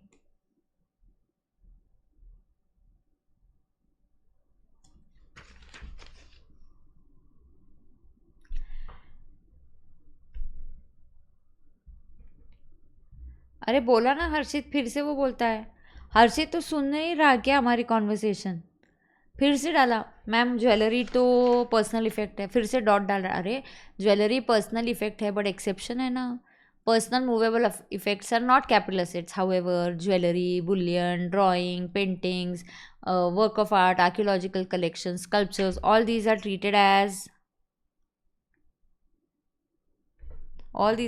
as capital asset. हाँ, तो यहाँ पे आपको आंसर देना क्या? Short term loss. Yes. Can we do the set off? Yes. ओहो, short term capital loss 480, which loss I am setting of. Long term capital gain 60, 420 बचेगा. आप उसको कैरी फॉरवर्ड कर देना. शॉर्ट टर्म कैपिटल लॉस बचेगा. अभी all okay. चलो अगली बात, शिवा वाला क्वेश्चन करें. अभी शिवा वाला क्वेश्चन बहुत अच्छे से पढ़ते हैं. शिवा वाला क्वेश्चन करेंगे. शिवा है, सार्थक है, करते हैं. यहाँ पे 4 क्वेश्चंस है, और भी लगेंगे तो कल कर देंगे. कैपिटल गेन्स में से, रामबाण में से ही देख लूँगी, कुछ रहेगा तो आगे. चलो शिवा वाला क्वेश्चन.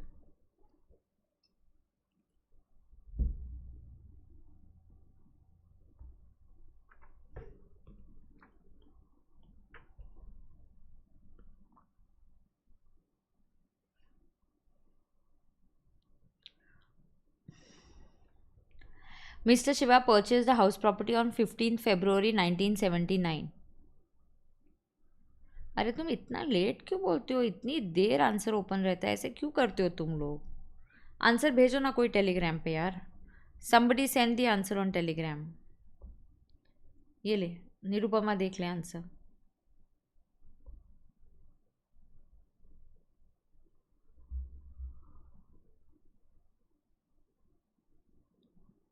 I'll go ahead.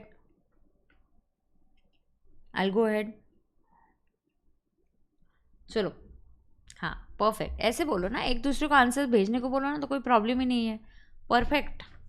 फिर अपना प्रॉब्लम नहीं आता है कुछ भी. हाँ मैम, स्लम सेल में अगर गुडविल सेल्फ जनरेटेड है तो कॉस्ट नील लेते हैं ना. हाँ ऑफकोर्स 35 AD वाले का भी कॉस्ट नील लेते हैं. स्लम सेल गुडविल का कॉस्ट नील लेते हैं. सेल्फ जनरेटेड असेट्स की कॉस्ट नील होती है इनकम टैक्स के लिए. परफेक्ट. All right. चलो अब शिवा वाला क्वेश्चन करते हैं. शिवा वाले में बहुत सारा ये करना है, फैक्ट्स नोट डाउन करना है. चलो. Shiva purchased a house on 15 February 1979. That means he purchase the house before 1st April 2001. So घर खरीदा है before 1st April 2001. Okay. In addition he also paid stamp duty at the rate of 10%. So he paid 10% on the stamp duty value of 3,50,000. In April 2008, Mr. Shiva entered into an agreement with Mr. Mohan. So he entered into an agreement with Mr. Mohan for sale of such property. तो for 14 lakhs,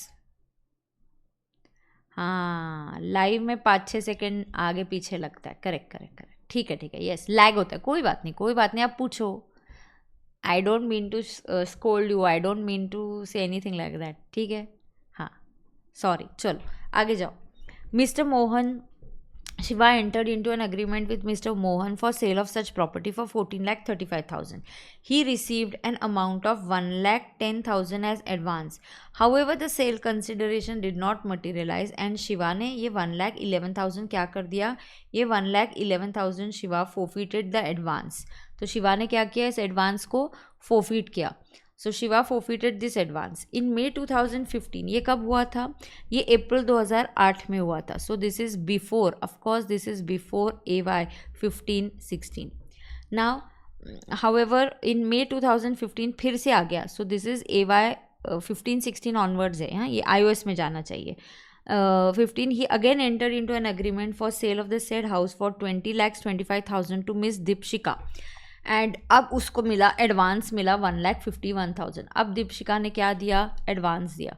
सो अब Deepshikha gave an advance of 1,51,000 as advance, but उसने balance payment नहीं किया तो mister Shiva forfeited the advance.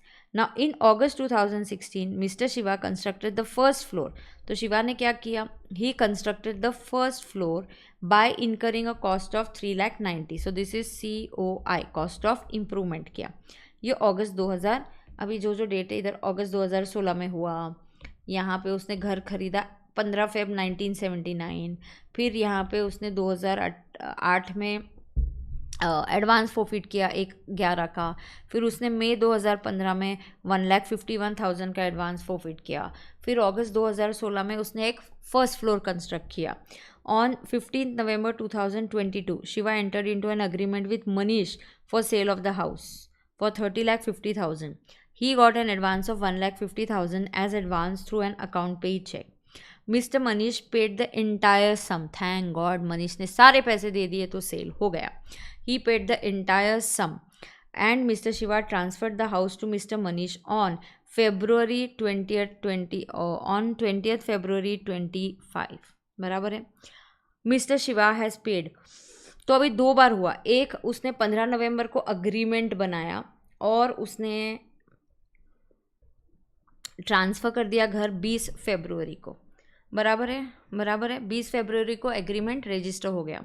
Mister Shiva has paid brokerage at 1% of sale consideration to the broker. On 1 April 2001 the FMV of the house was 11,85,000 and stamp duty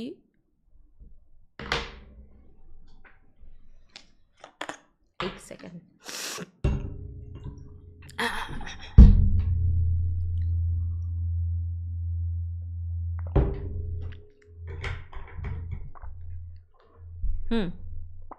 And stamp duty value was 10,70,000. Further, the valuation as per the stamp duty authority of such house on 15th November 2024. 15th November 24 किधर गया? इसको 24 कर दो, इसको 24 कर दो. हाँ 15th November 24 was 390 and on 20th Feb 2025 was 41 lakhs. So you have 2 SDVs, right? Compute the capital gains in the hands of Shiva. So it's a very good question जहाँ पे forfeited, advance forfeited का concept भी cover हो जाता है, 50C भी cover हो जाता है, asset acquired before 1 April 2001 भी cover हो जाता है. So I think it's a very nice question to solve. So let's do question number 11. Let's do it. So here we'll solve question number 11.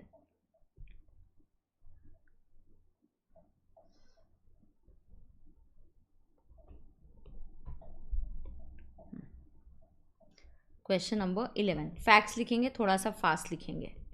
चलेगा क्या? शिवा वाला तो क्वेश्चन कर ही लेंगे आज, और हुआ तो और एक भी कर लेंगे. कुछ कोई प्रॉब्लम है तुम लोगों को? Shiva purchase the house property. आज किसकी मैराथन है क्या? तुम देख रहे हो क्या? आज मैराथन है किसी का? आज कल किसका है, कल मैराथन किसका है, बट अभी वो तो होगा अपना प्रैक्टिस बैच, तो मुझे लेना ही पड़ेगा। मैराथन कल किसका है और फुल डे है क्या, टाइमिंग किसका है? ठीक है, अब फैक्ट्स लिखो।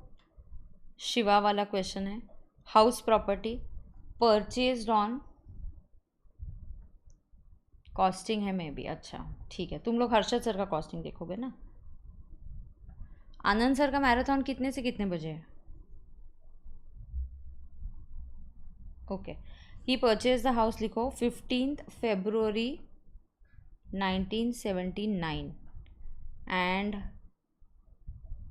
you purchased it for 3,24,000 cost plus इसके ऊपर 10% स्टैम्प ड्यूटी, प्लस इसके साथ क्या है 10% stamp duty of 3,50,000, so plus 35,000 stamp duty.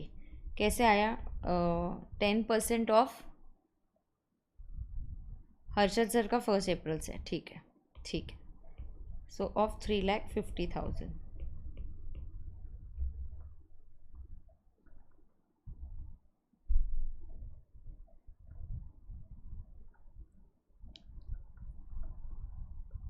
House property का परचेज है।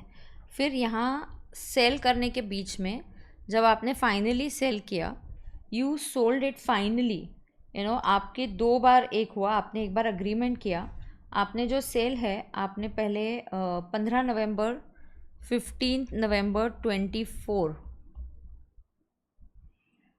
तो मेरा प्रैक्टिस लेक्चर तो मैं ऐसे यही टाइम पे लूँगी, लेकिन तो आप आनंद सर का कर लेना या तो मेरा बाद में देखना है, ऐसा कुछ तो करना पड़ेगा। ठीक है, 15 नवंबर को अग्रीमेंट हुआ, फिर आपने एग्रीमेंट को रजिस्टर किया और घर तक उसको दे दिया, वो आपका हुआ 20 फरवरी 25 को। ओके, इस दिन का SDV आपको बोला गया है, इस दिन का SDV इज़ 39 lakhs और इस दिन का SDV is 41 lakhs. So you have an SDV of 39 lakhs and you have an SDV of 41 lakhs. Are we getting it? Are we getting it? Yes. Now ये आपका सेलिंग हुआ, सही है कि नहीं बताओ मुझे।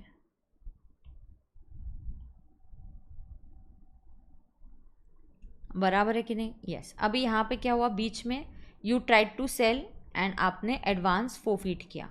यहाँ बीच में आपने सेल करने की कोशिश करी, आपको एडवांस फोरफिट मिला, ये हुआ अप्रैल 2008 में। It is before AY, so it is before AY 15-16। तो ये जो एडवांस फोरफिटेड है, this advance forfeited is around 1,11,000 and this 1,11,000 will be reduced from cost of acquisition while calculating your capital gains. Is that okay? Yes. उसके बाद ma'am फिर से advance forfeited मिला, आपने दीपशिका से एडवांस फोरफिट किया and that is the advance forfeit जो आपने किया, इट इज़ 1,51,000। तो ये जो 1,51,000 एडवांस फोरफिट किया, this was 1,51,000, this was in May 2000, कहाँ किया? May 2000, बता दो मुझे डेट क्या है। एडवांस फोरफिटेड 15 May 2015, मतलब PY 15-16, AY 16-17। तो ये 16-17 में 151 must have already been taxed under IOS। बराबर है, ये जगह सफिशिएंट नहीं हो रही, इस तरफ मैं ऊपर लिखती हूँ। यहाँ आपने किया कॉस्ट ऑफ इम्प्रूवमेंट बीच में, you did a cost of improvement in August 2016। August 2016 is PY 16-17। तो आपने August 2016 मतलब PY 16-17, आपने PY 16-17 को आपने क्या किया, आपने 16-17 को यहाँ पे कॉस्ट ऑफ इम्प्रूवमेंट किया विच इज़ 3,90,000। यस, तो हमेशा याद रखो advance forfeited with effect from AY 15-16 onwards IOS में चला जाएगा। और उसके पहले बहुत वियर्ड सा स्टूपिड सा प्रोविज़न था कि उसको कैपिटल गेन्स में से एडजस्ट करते थे, वो गलत था, इसीलिए तो अब उसको हम IOS में लेके आए। It was totally wrong, that is why we got it under IOS बेटा। समझ में आ रहा है क्या? हाँ, अच्छा, और ये जो प्रैक्टिस बैच की आपकी बैच है ये आपके लिए May 25, September 25, Jan 26 के लिए है ये प्रैक्टिस बैच, ठीक है। चलो अब हम कैलकुलेट करते हैं capital gains. So Shiva has sold house property and obviously it is long term. अच्छा एक मिनट, यहाँ पे कहना है से asset is acquired before 1 April 2001, तो यहाँ पे मेरे पास SDV होगा 1 April 2001 का उन्होंने SDV दिया है इज़ 10,50,000 10,70,000। तो ना जितना डेटा है मुझे ना ईजी हो जाता है उतना, मुझे फैक्ट्स लिखना बहुत पसंद है। सो मुझे ना question solving takes very less time after that. And you also have an FMV as on 1 April 2001 which is equal to, oh my god, 11,85,000. So I think this covers it all. So here we'll say computation of capital gains fast. Presentation अभी आपको सभी को पता है, यहाँ ज़्यादा focus है कि ज़्यादा से ज़्यादा हम क्वेश्चन सॉल्व करें। So computation of capital gains में we'll say of course it's a house property, it is long term in nature. Now first comes sale consideration. Now whenever there is sale consideration and there is immovable property beta, there is going to be section 50C.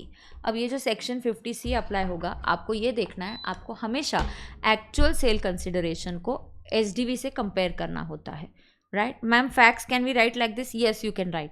Anything, it's just a facts and then you say यहाँ से answer start हो रहा है, absolutely you can write it as your facts, no problem at all.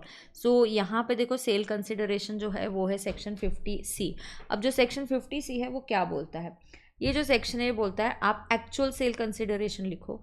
तो इस बंदे ने actually ये घर कितने में बेचा, इसने शायद मनीष को सेल किया जब फाइनल सेल हुआ, एंड मनीष को ही sold the property, he sold this house, entered into an agreement with Manish to sell it for 30,50,000.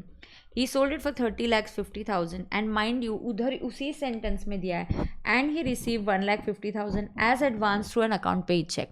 ये जो एडवांस है वो क्यों दिया है आपको, अकाउंट पे ये चेक से मिला, ऐसा क्यों बोला? यहाँ पे आपको एग्रीमेंट के टाइम उन्होंने बोला कि एग्रीमेंट के टाइम आपको एडवांस मिला और ये जो एडवांस मिला आपको 1,50,000 मिला है bye account payee check. Why have they given you this data to you in the question? Yes, what you're telling me is absolutely correct. They have given this data to you in the question just to tell you that agreement वाला SDV आपने लेना चाहिए। बिल्कुल सही कि आपने कौन सा SDV आपने लेना चाहिए, एग्रीमेंट वाला SDV आपको लेना चाहिए।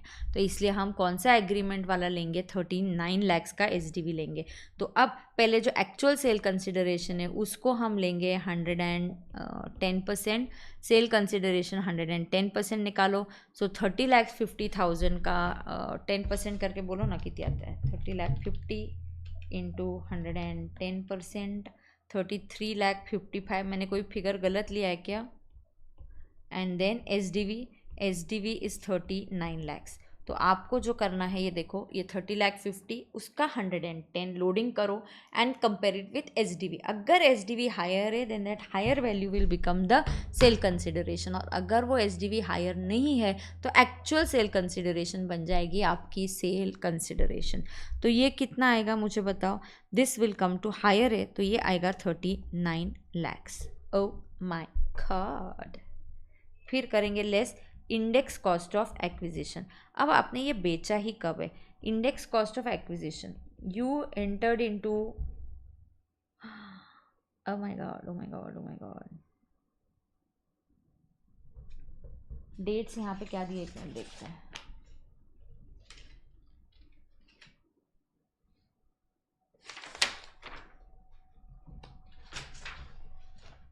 क्योंकि इसमें तो इंडेक्सेशन करने में मज़ा है।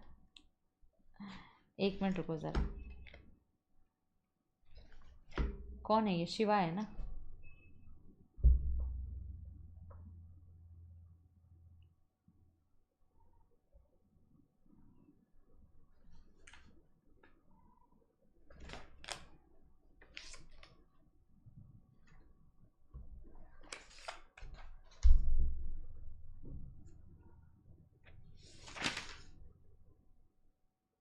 शिवा वाला क्वेश्चन, एक मिनट रुको मुझे जस्ट देखने दो।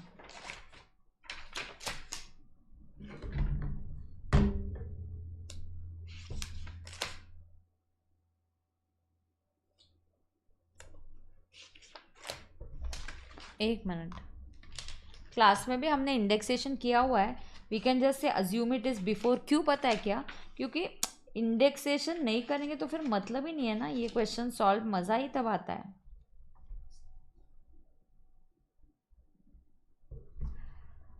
What have they done? This is the latest module only. Yeah, 7th question. एक मिनट,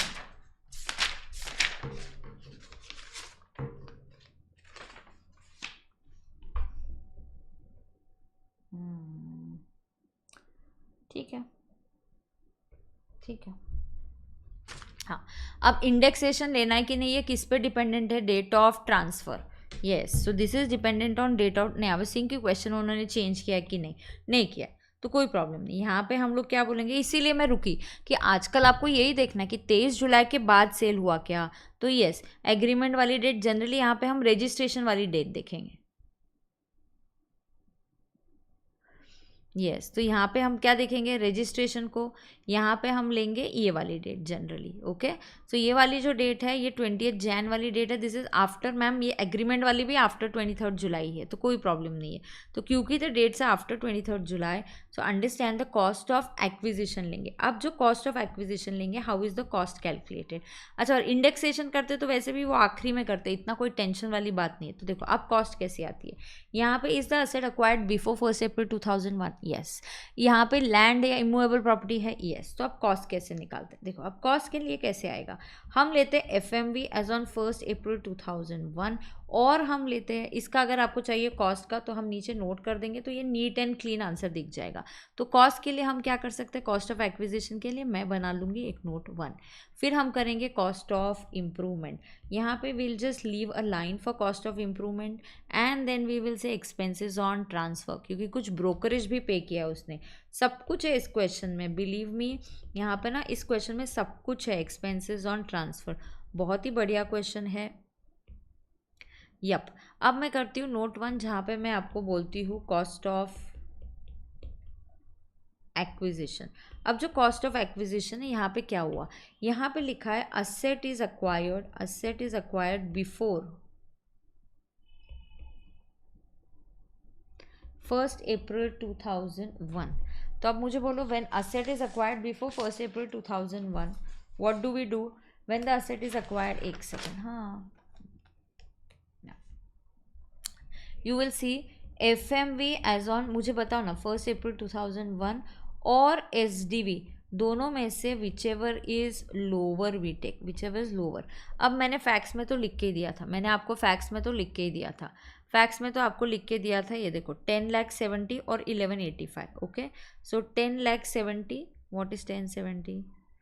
SDV, हाँ, 1070 इज द SDV, और 11,85,000, 85 करेक्ट है क्या? दोनों में से whichever is lower, take that lower amount. So इसमें से लोअर अमाउंट इज 1070। सो 1070 और actual cost, what is the actual cost? Actual cost में भी गलती मत करना, ये एक्चुअल कॉस्ट है। ये क्यों? खरीदने के टाइम जो स्टैम्प ड्यूटी पे करते हैं वो कॉस्ट में ऐड होता है, बेचने के टाइम जो स्टैम्प ड्यूटी पे करते हैं वो सेलिंग एक्सपेंस है। अगर बेचने के टाइम आपने पे किया होगा तो ठीक है, खरीदने टाइम का जो ब्रोकरेज है वो हम इसमें ऐड करते हैं, कॉस्ट में ऐड करते हैं, लेकिन बेचने का टाइम का जो ब्रोकरेज है वो सेलिंग एक्सपेंसेस में जाता है। So 324 + 35, this comes to 3,59,000, this comes to 3,59,000। So whichever is higher, now it is 10,70,000, ये कॉस्ट फिक्स हो गया। अब कॉस्ट में से क्या माइनस करेंगे? Cost of acquisition 1070 minus advance forfeited. So जो एडवांस फोरफिट किया है वो आपको माइनस करना पड़ेगा। अब जो एडवांस फोरफिटेड है 1,11,000 ही माइनस होगा, बाकी वाला एडवांस फोरफिटेड माइनस नहीं होगा। So cost comes to 9,59,000। So ये जो कॉस्ट है it will come to 9,59,000। So यहाँ जो कॉस्ट है 9,59,000। उसने किया है cost of improvement, cost of improvement है डायरेक्टली रेडीमेड दिया है, आई थिंक कितना किया है 3,90,000। So cost of improvement is 3,90,000। Mind you brokerage जो कैलकुलेट होता है वो 1% ब्रोकरेज है, 1% ब्रोकरेज सेल प्राइस पे कैलकुलेट होता है। तो आप प्लीज़ इस 50 सी स्टैम्प ड्यूटी पे मत निकालना, ब्रोकरेज आपको 30,50,000 पे निकालना है। सो 1% of 30,50,000, So that is coming to 30,500. And then what you get is a long term capital gain. And then you have to write a note कि because the transfer took place after 23rd July, indexation नहीं किया जाएगा. Ma'am लिया है indexation. किसने लिया है? नहीं लिया है. नहीं लिया इंडेक्सेशन. तू ओल्ड मॉडल देखता होगा. No no no no no, there is no indexation. There's no indexation. They've not taken indexation.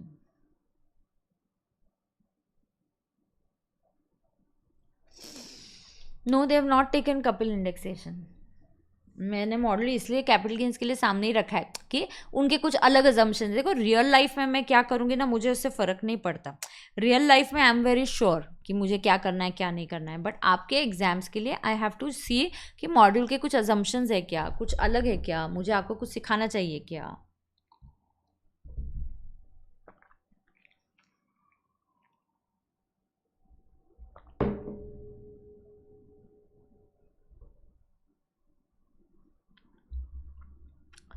Long term gain कितना आ रहा है?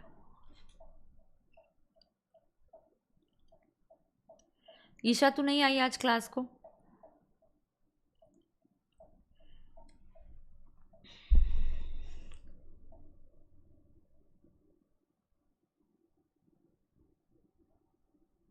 मैम जैन 25 मॉडल में है इंडेक्सेशन, तो जैन 25 में तो रहेगा ना.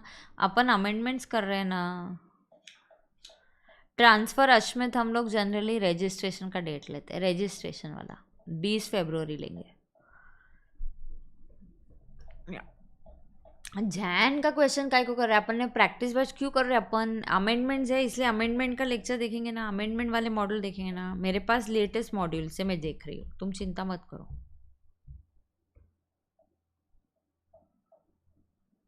बराबर है. चलो आगे जाएंगे. तो शिवा वाला क्वेश्चन हो गया. और एक छोटा सा क्वेश्चन डिस्कस करके होमवर्क के लिए कुछ लगा तो दे देती हूँ. एक क्वेश्चन आपको देती हूँ, सार्थक वाला क्वेश्चन डिस्कस करती हूँ, होमवर्क के लिए देती हूँ. फिर आप चेक मतलब सॉल्व करेंगे, कल आके चेक करेंगे.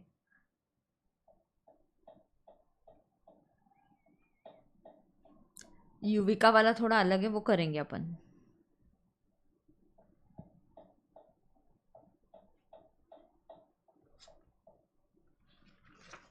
चलो नहीं 6 बजे तक क्लास ऐसे नहीं, इफेक्टिव क्लास करना पड़ता है, ऐसा अपन नहीं कर सकते हैं. चलो आगे जाएंगे.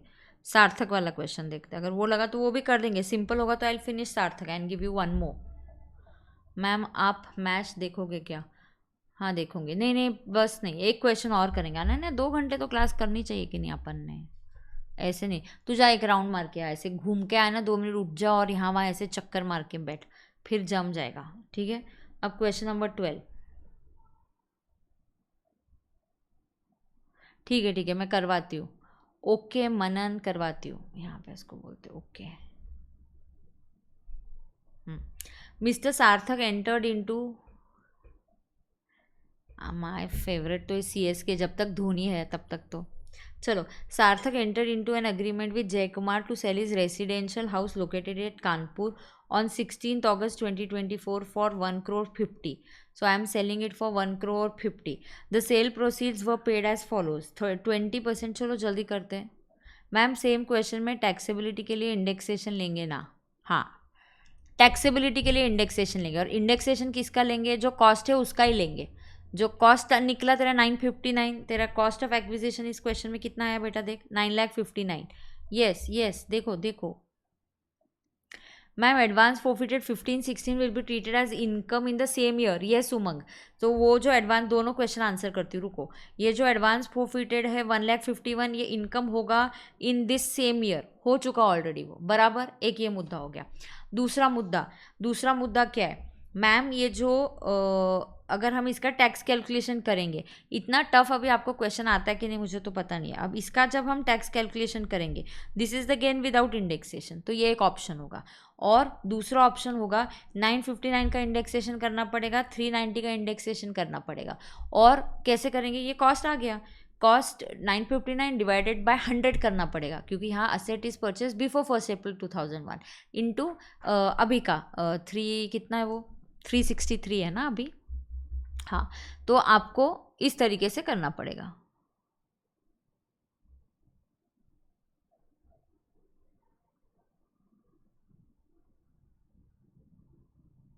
ऐसे आएगा कोई भरोसा नहीं है। ठीक है चलो अब सुनो। नहीं नहीं, एक क्वेश्चन सार्थक वाला प्लीज़। आइधर मैं देखती हूँ इजी लगा तो मैं करवाती हूँ, इजी नहीं लगा तो मैं होमवर्क के लिए, मतलब वन नहीं उल्टा सॉरी। चलो, Sarthak entered into an agreement with Jaykumar to sell his residential house property located at Kanpur. The sale proceeds were to be paid in following manner. 20% account पे ही चेक से agreement के time ही आने वाला है। Account पे ही check, agreement के time पैसा ECS mode में आने वाला है, तो एग्रीमेंट वाला एसडीवी लेना पड़ेगा। Wow, 60% of the on possession of the property. Okay, balance after completion of the registration of title of property, Mr. Jaykumar was handed over the possession of the property on 15th December 24 and the registration was completed here. तो registration complete हुआ 14 Jan 25 को, बराबर है क्या? The value determined by stamp duty authority is 16th August। 16th August को आपने agreement किया, ये agreement है, ये possession दिया आपने, उसका डेट इंपॉर्टेंट नहीं है। फिर आपने क्या किया, आपने यहाँ पे रजिस्ट्रेशन किया। 14 जैन को आपने रजिस्ट्रेशन का प्रोसेस कंप्लीट कर दिया। Okay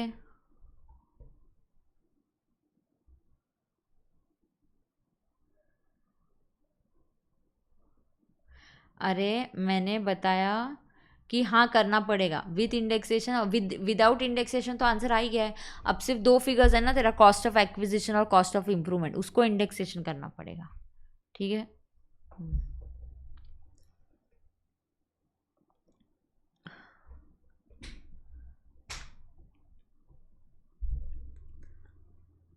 14 Jan 25। ओके यहाँ पे देखेंगे अब ये रजिस्ट्रेशन या एग्रीमेंट, कौन सा एसडीवी लेंगे, एग्रीमेंट वाला लेंगे, क्योंकि यहाँ पे एडवांस आपको अकाउंट पे ही चेक से आए, एडवांस आपको अकाउंट पे ही चेक से आए।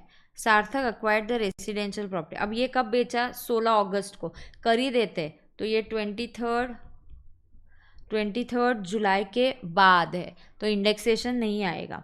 Mr. Sarthak acquired a residential house property at Kanpur on 1st April 2001 for 30 lakhs.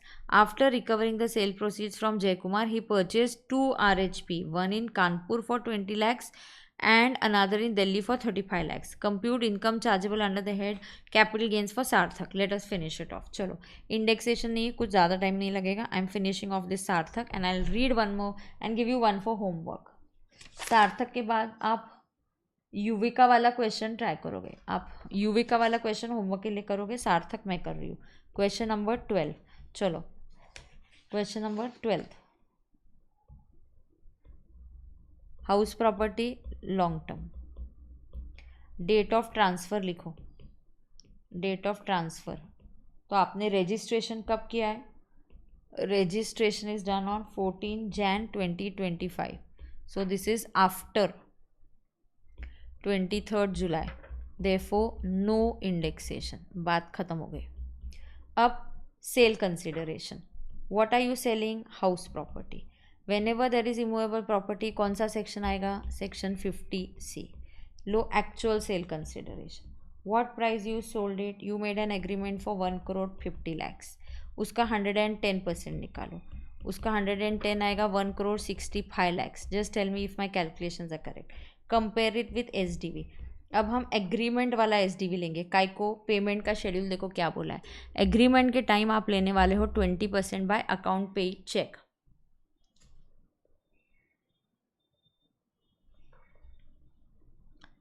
No no, don't convince me, I am doing it, I have already done it.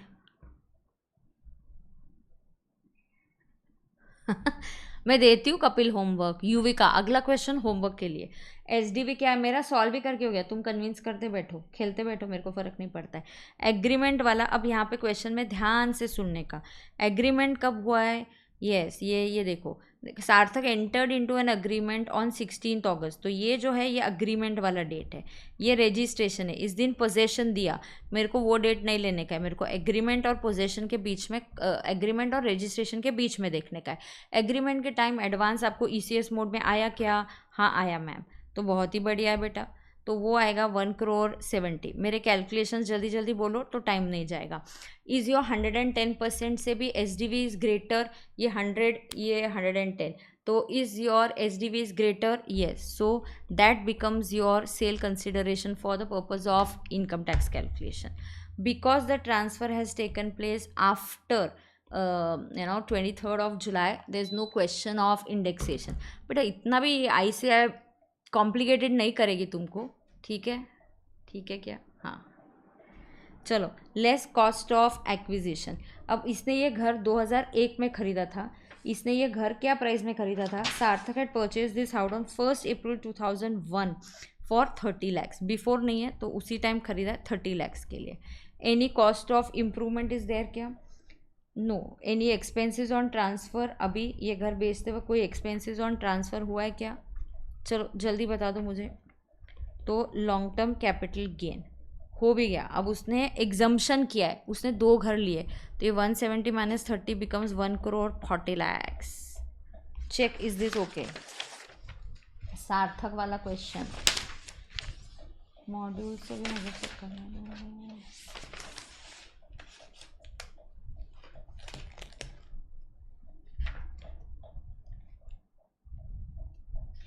सार्थक वाला question का number क्या है? 5. हाँ चल. सो ये करेक्ट है. Yes, question में कोई चेंज नहीं है, करेक्ट. आगे जाएंगे. अब मैंने क्या किया? रजिस्ट्रेशन का डेट लेंगे. मैम कंसिडरेशन 23rd जुलाई से पहले मिला, डजेंट मैटर. रजिस्ट्रेशन का डेट लेने का, कंसिडर रजिस्ट्रेशन का डेट 23rd जुलाई के बाद रजिस्ट्रेशन का डेट है तो उसके हिसाब से करने का. चलो, लेस एग्जम्पशन. अब जो एग्जम्पशन आएंगे वो क्या आएंगे? मैम कंसिडरेशन बोल दिया ना. हाँ, अब लेस एग्जम्पशन क्या है? अब मैं can I invest in 2 house? Yes, can investment in 2 house is possible because the gain is up to 2 CR. Investment in 2 RHP possible as the capital gain is up to 2 CR. तो ये possible है क्या? हाँ possible है. It is very much possible. बराबर है क्या? बराबर है. तो अब क्या होगा? मैंने कानपुर का घर खरीदा. मैंने कानपुर पे घर कितने में ख़रीदा? 20 लाख में. फिर मैंने दूसरा क्या किया? मैंने दिल्ली में घर खरीदा. Yes, date of registration is treated as date of transfer. हाँ, मैंने दिल्ली में घर खरीदा. दिल्ली में घर 35 lakhs में खरीदा. अब मेरा री इन्वेस्टमेंट कितना हुआ? 55 lakhs. Can I get the exemption? Yes, री इन्वेस्टमेंट 55 lakhs और capital gains which ever is lower. So I will gate exemption under section 54 of 55 lakhs. But ये जो 2 घर खरीदने का अभी हमने बेनिफिट ले लिया, क्या ये फिर से सार्थक इसका बेनिफिट ले सकता है क्या? नहीं.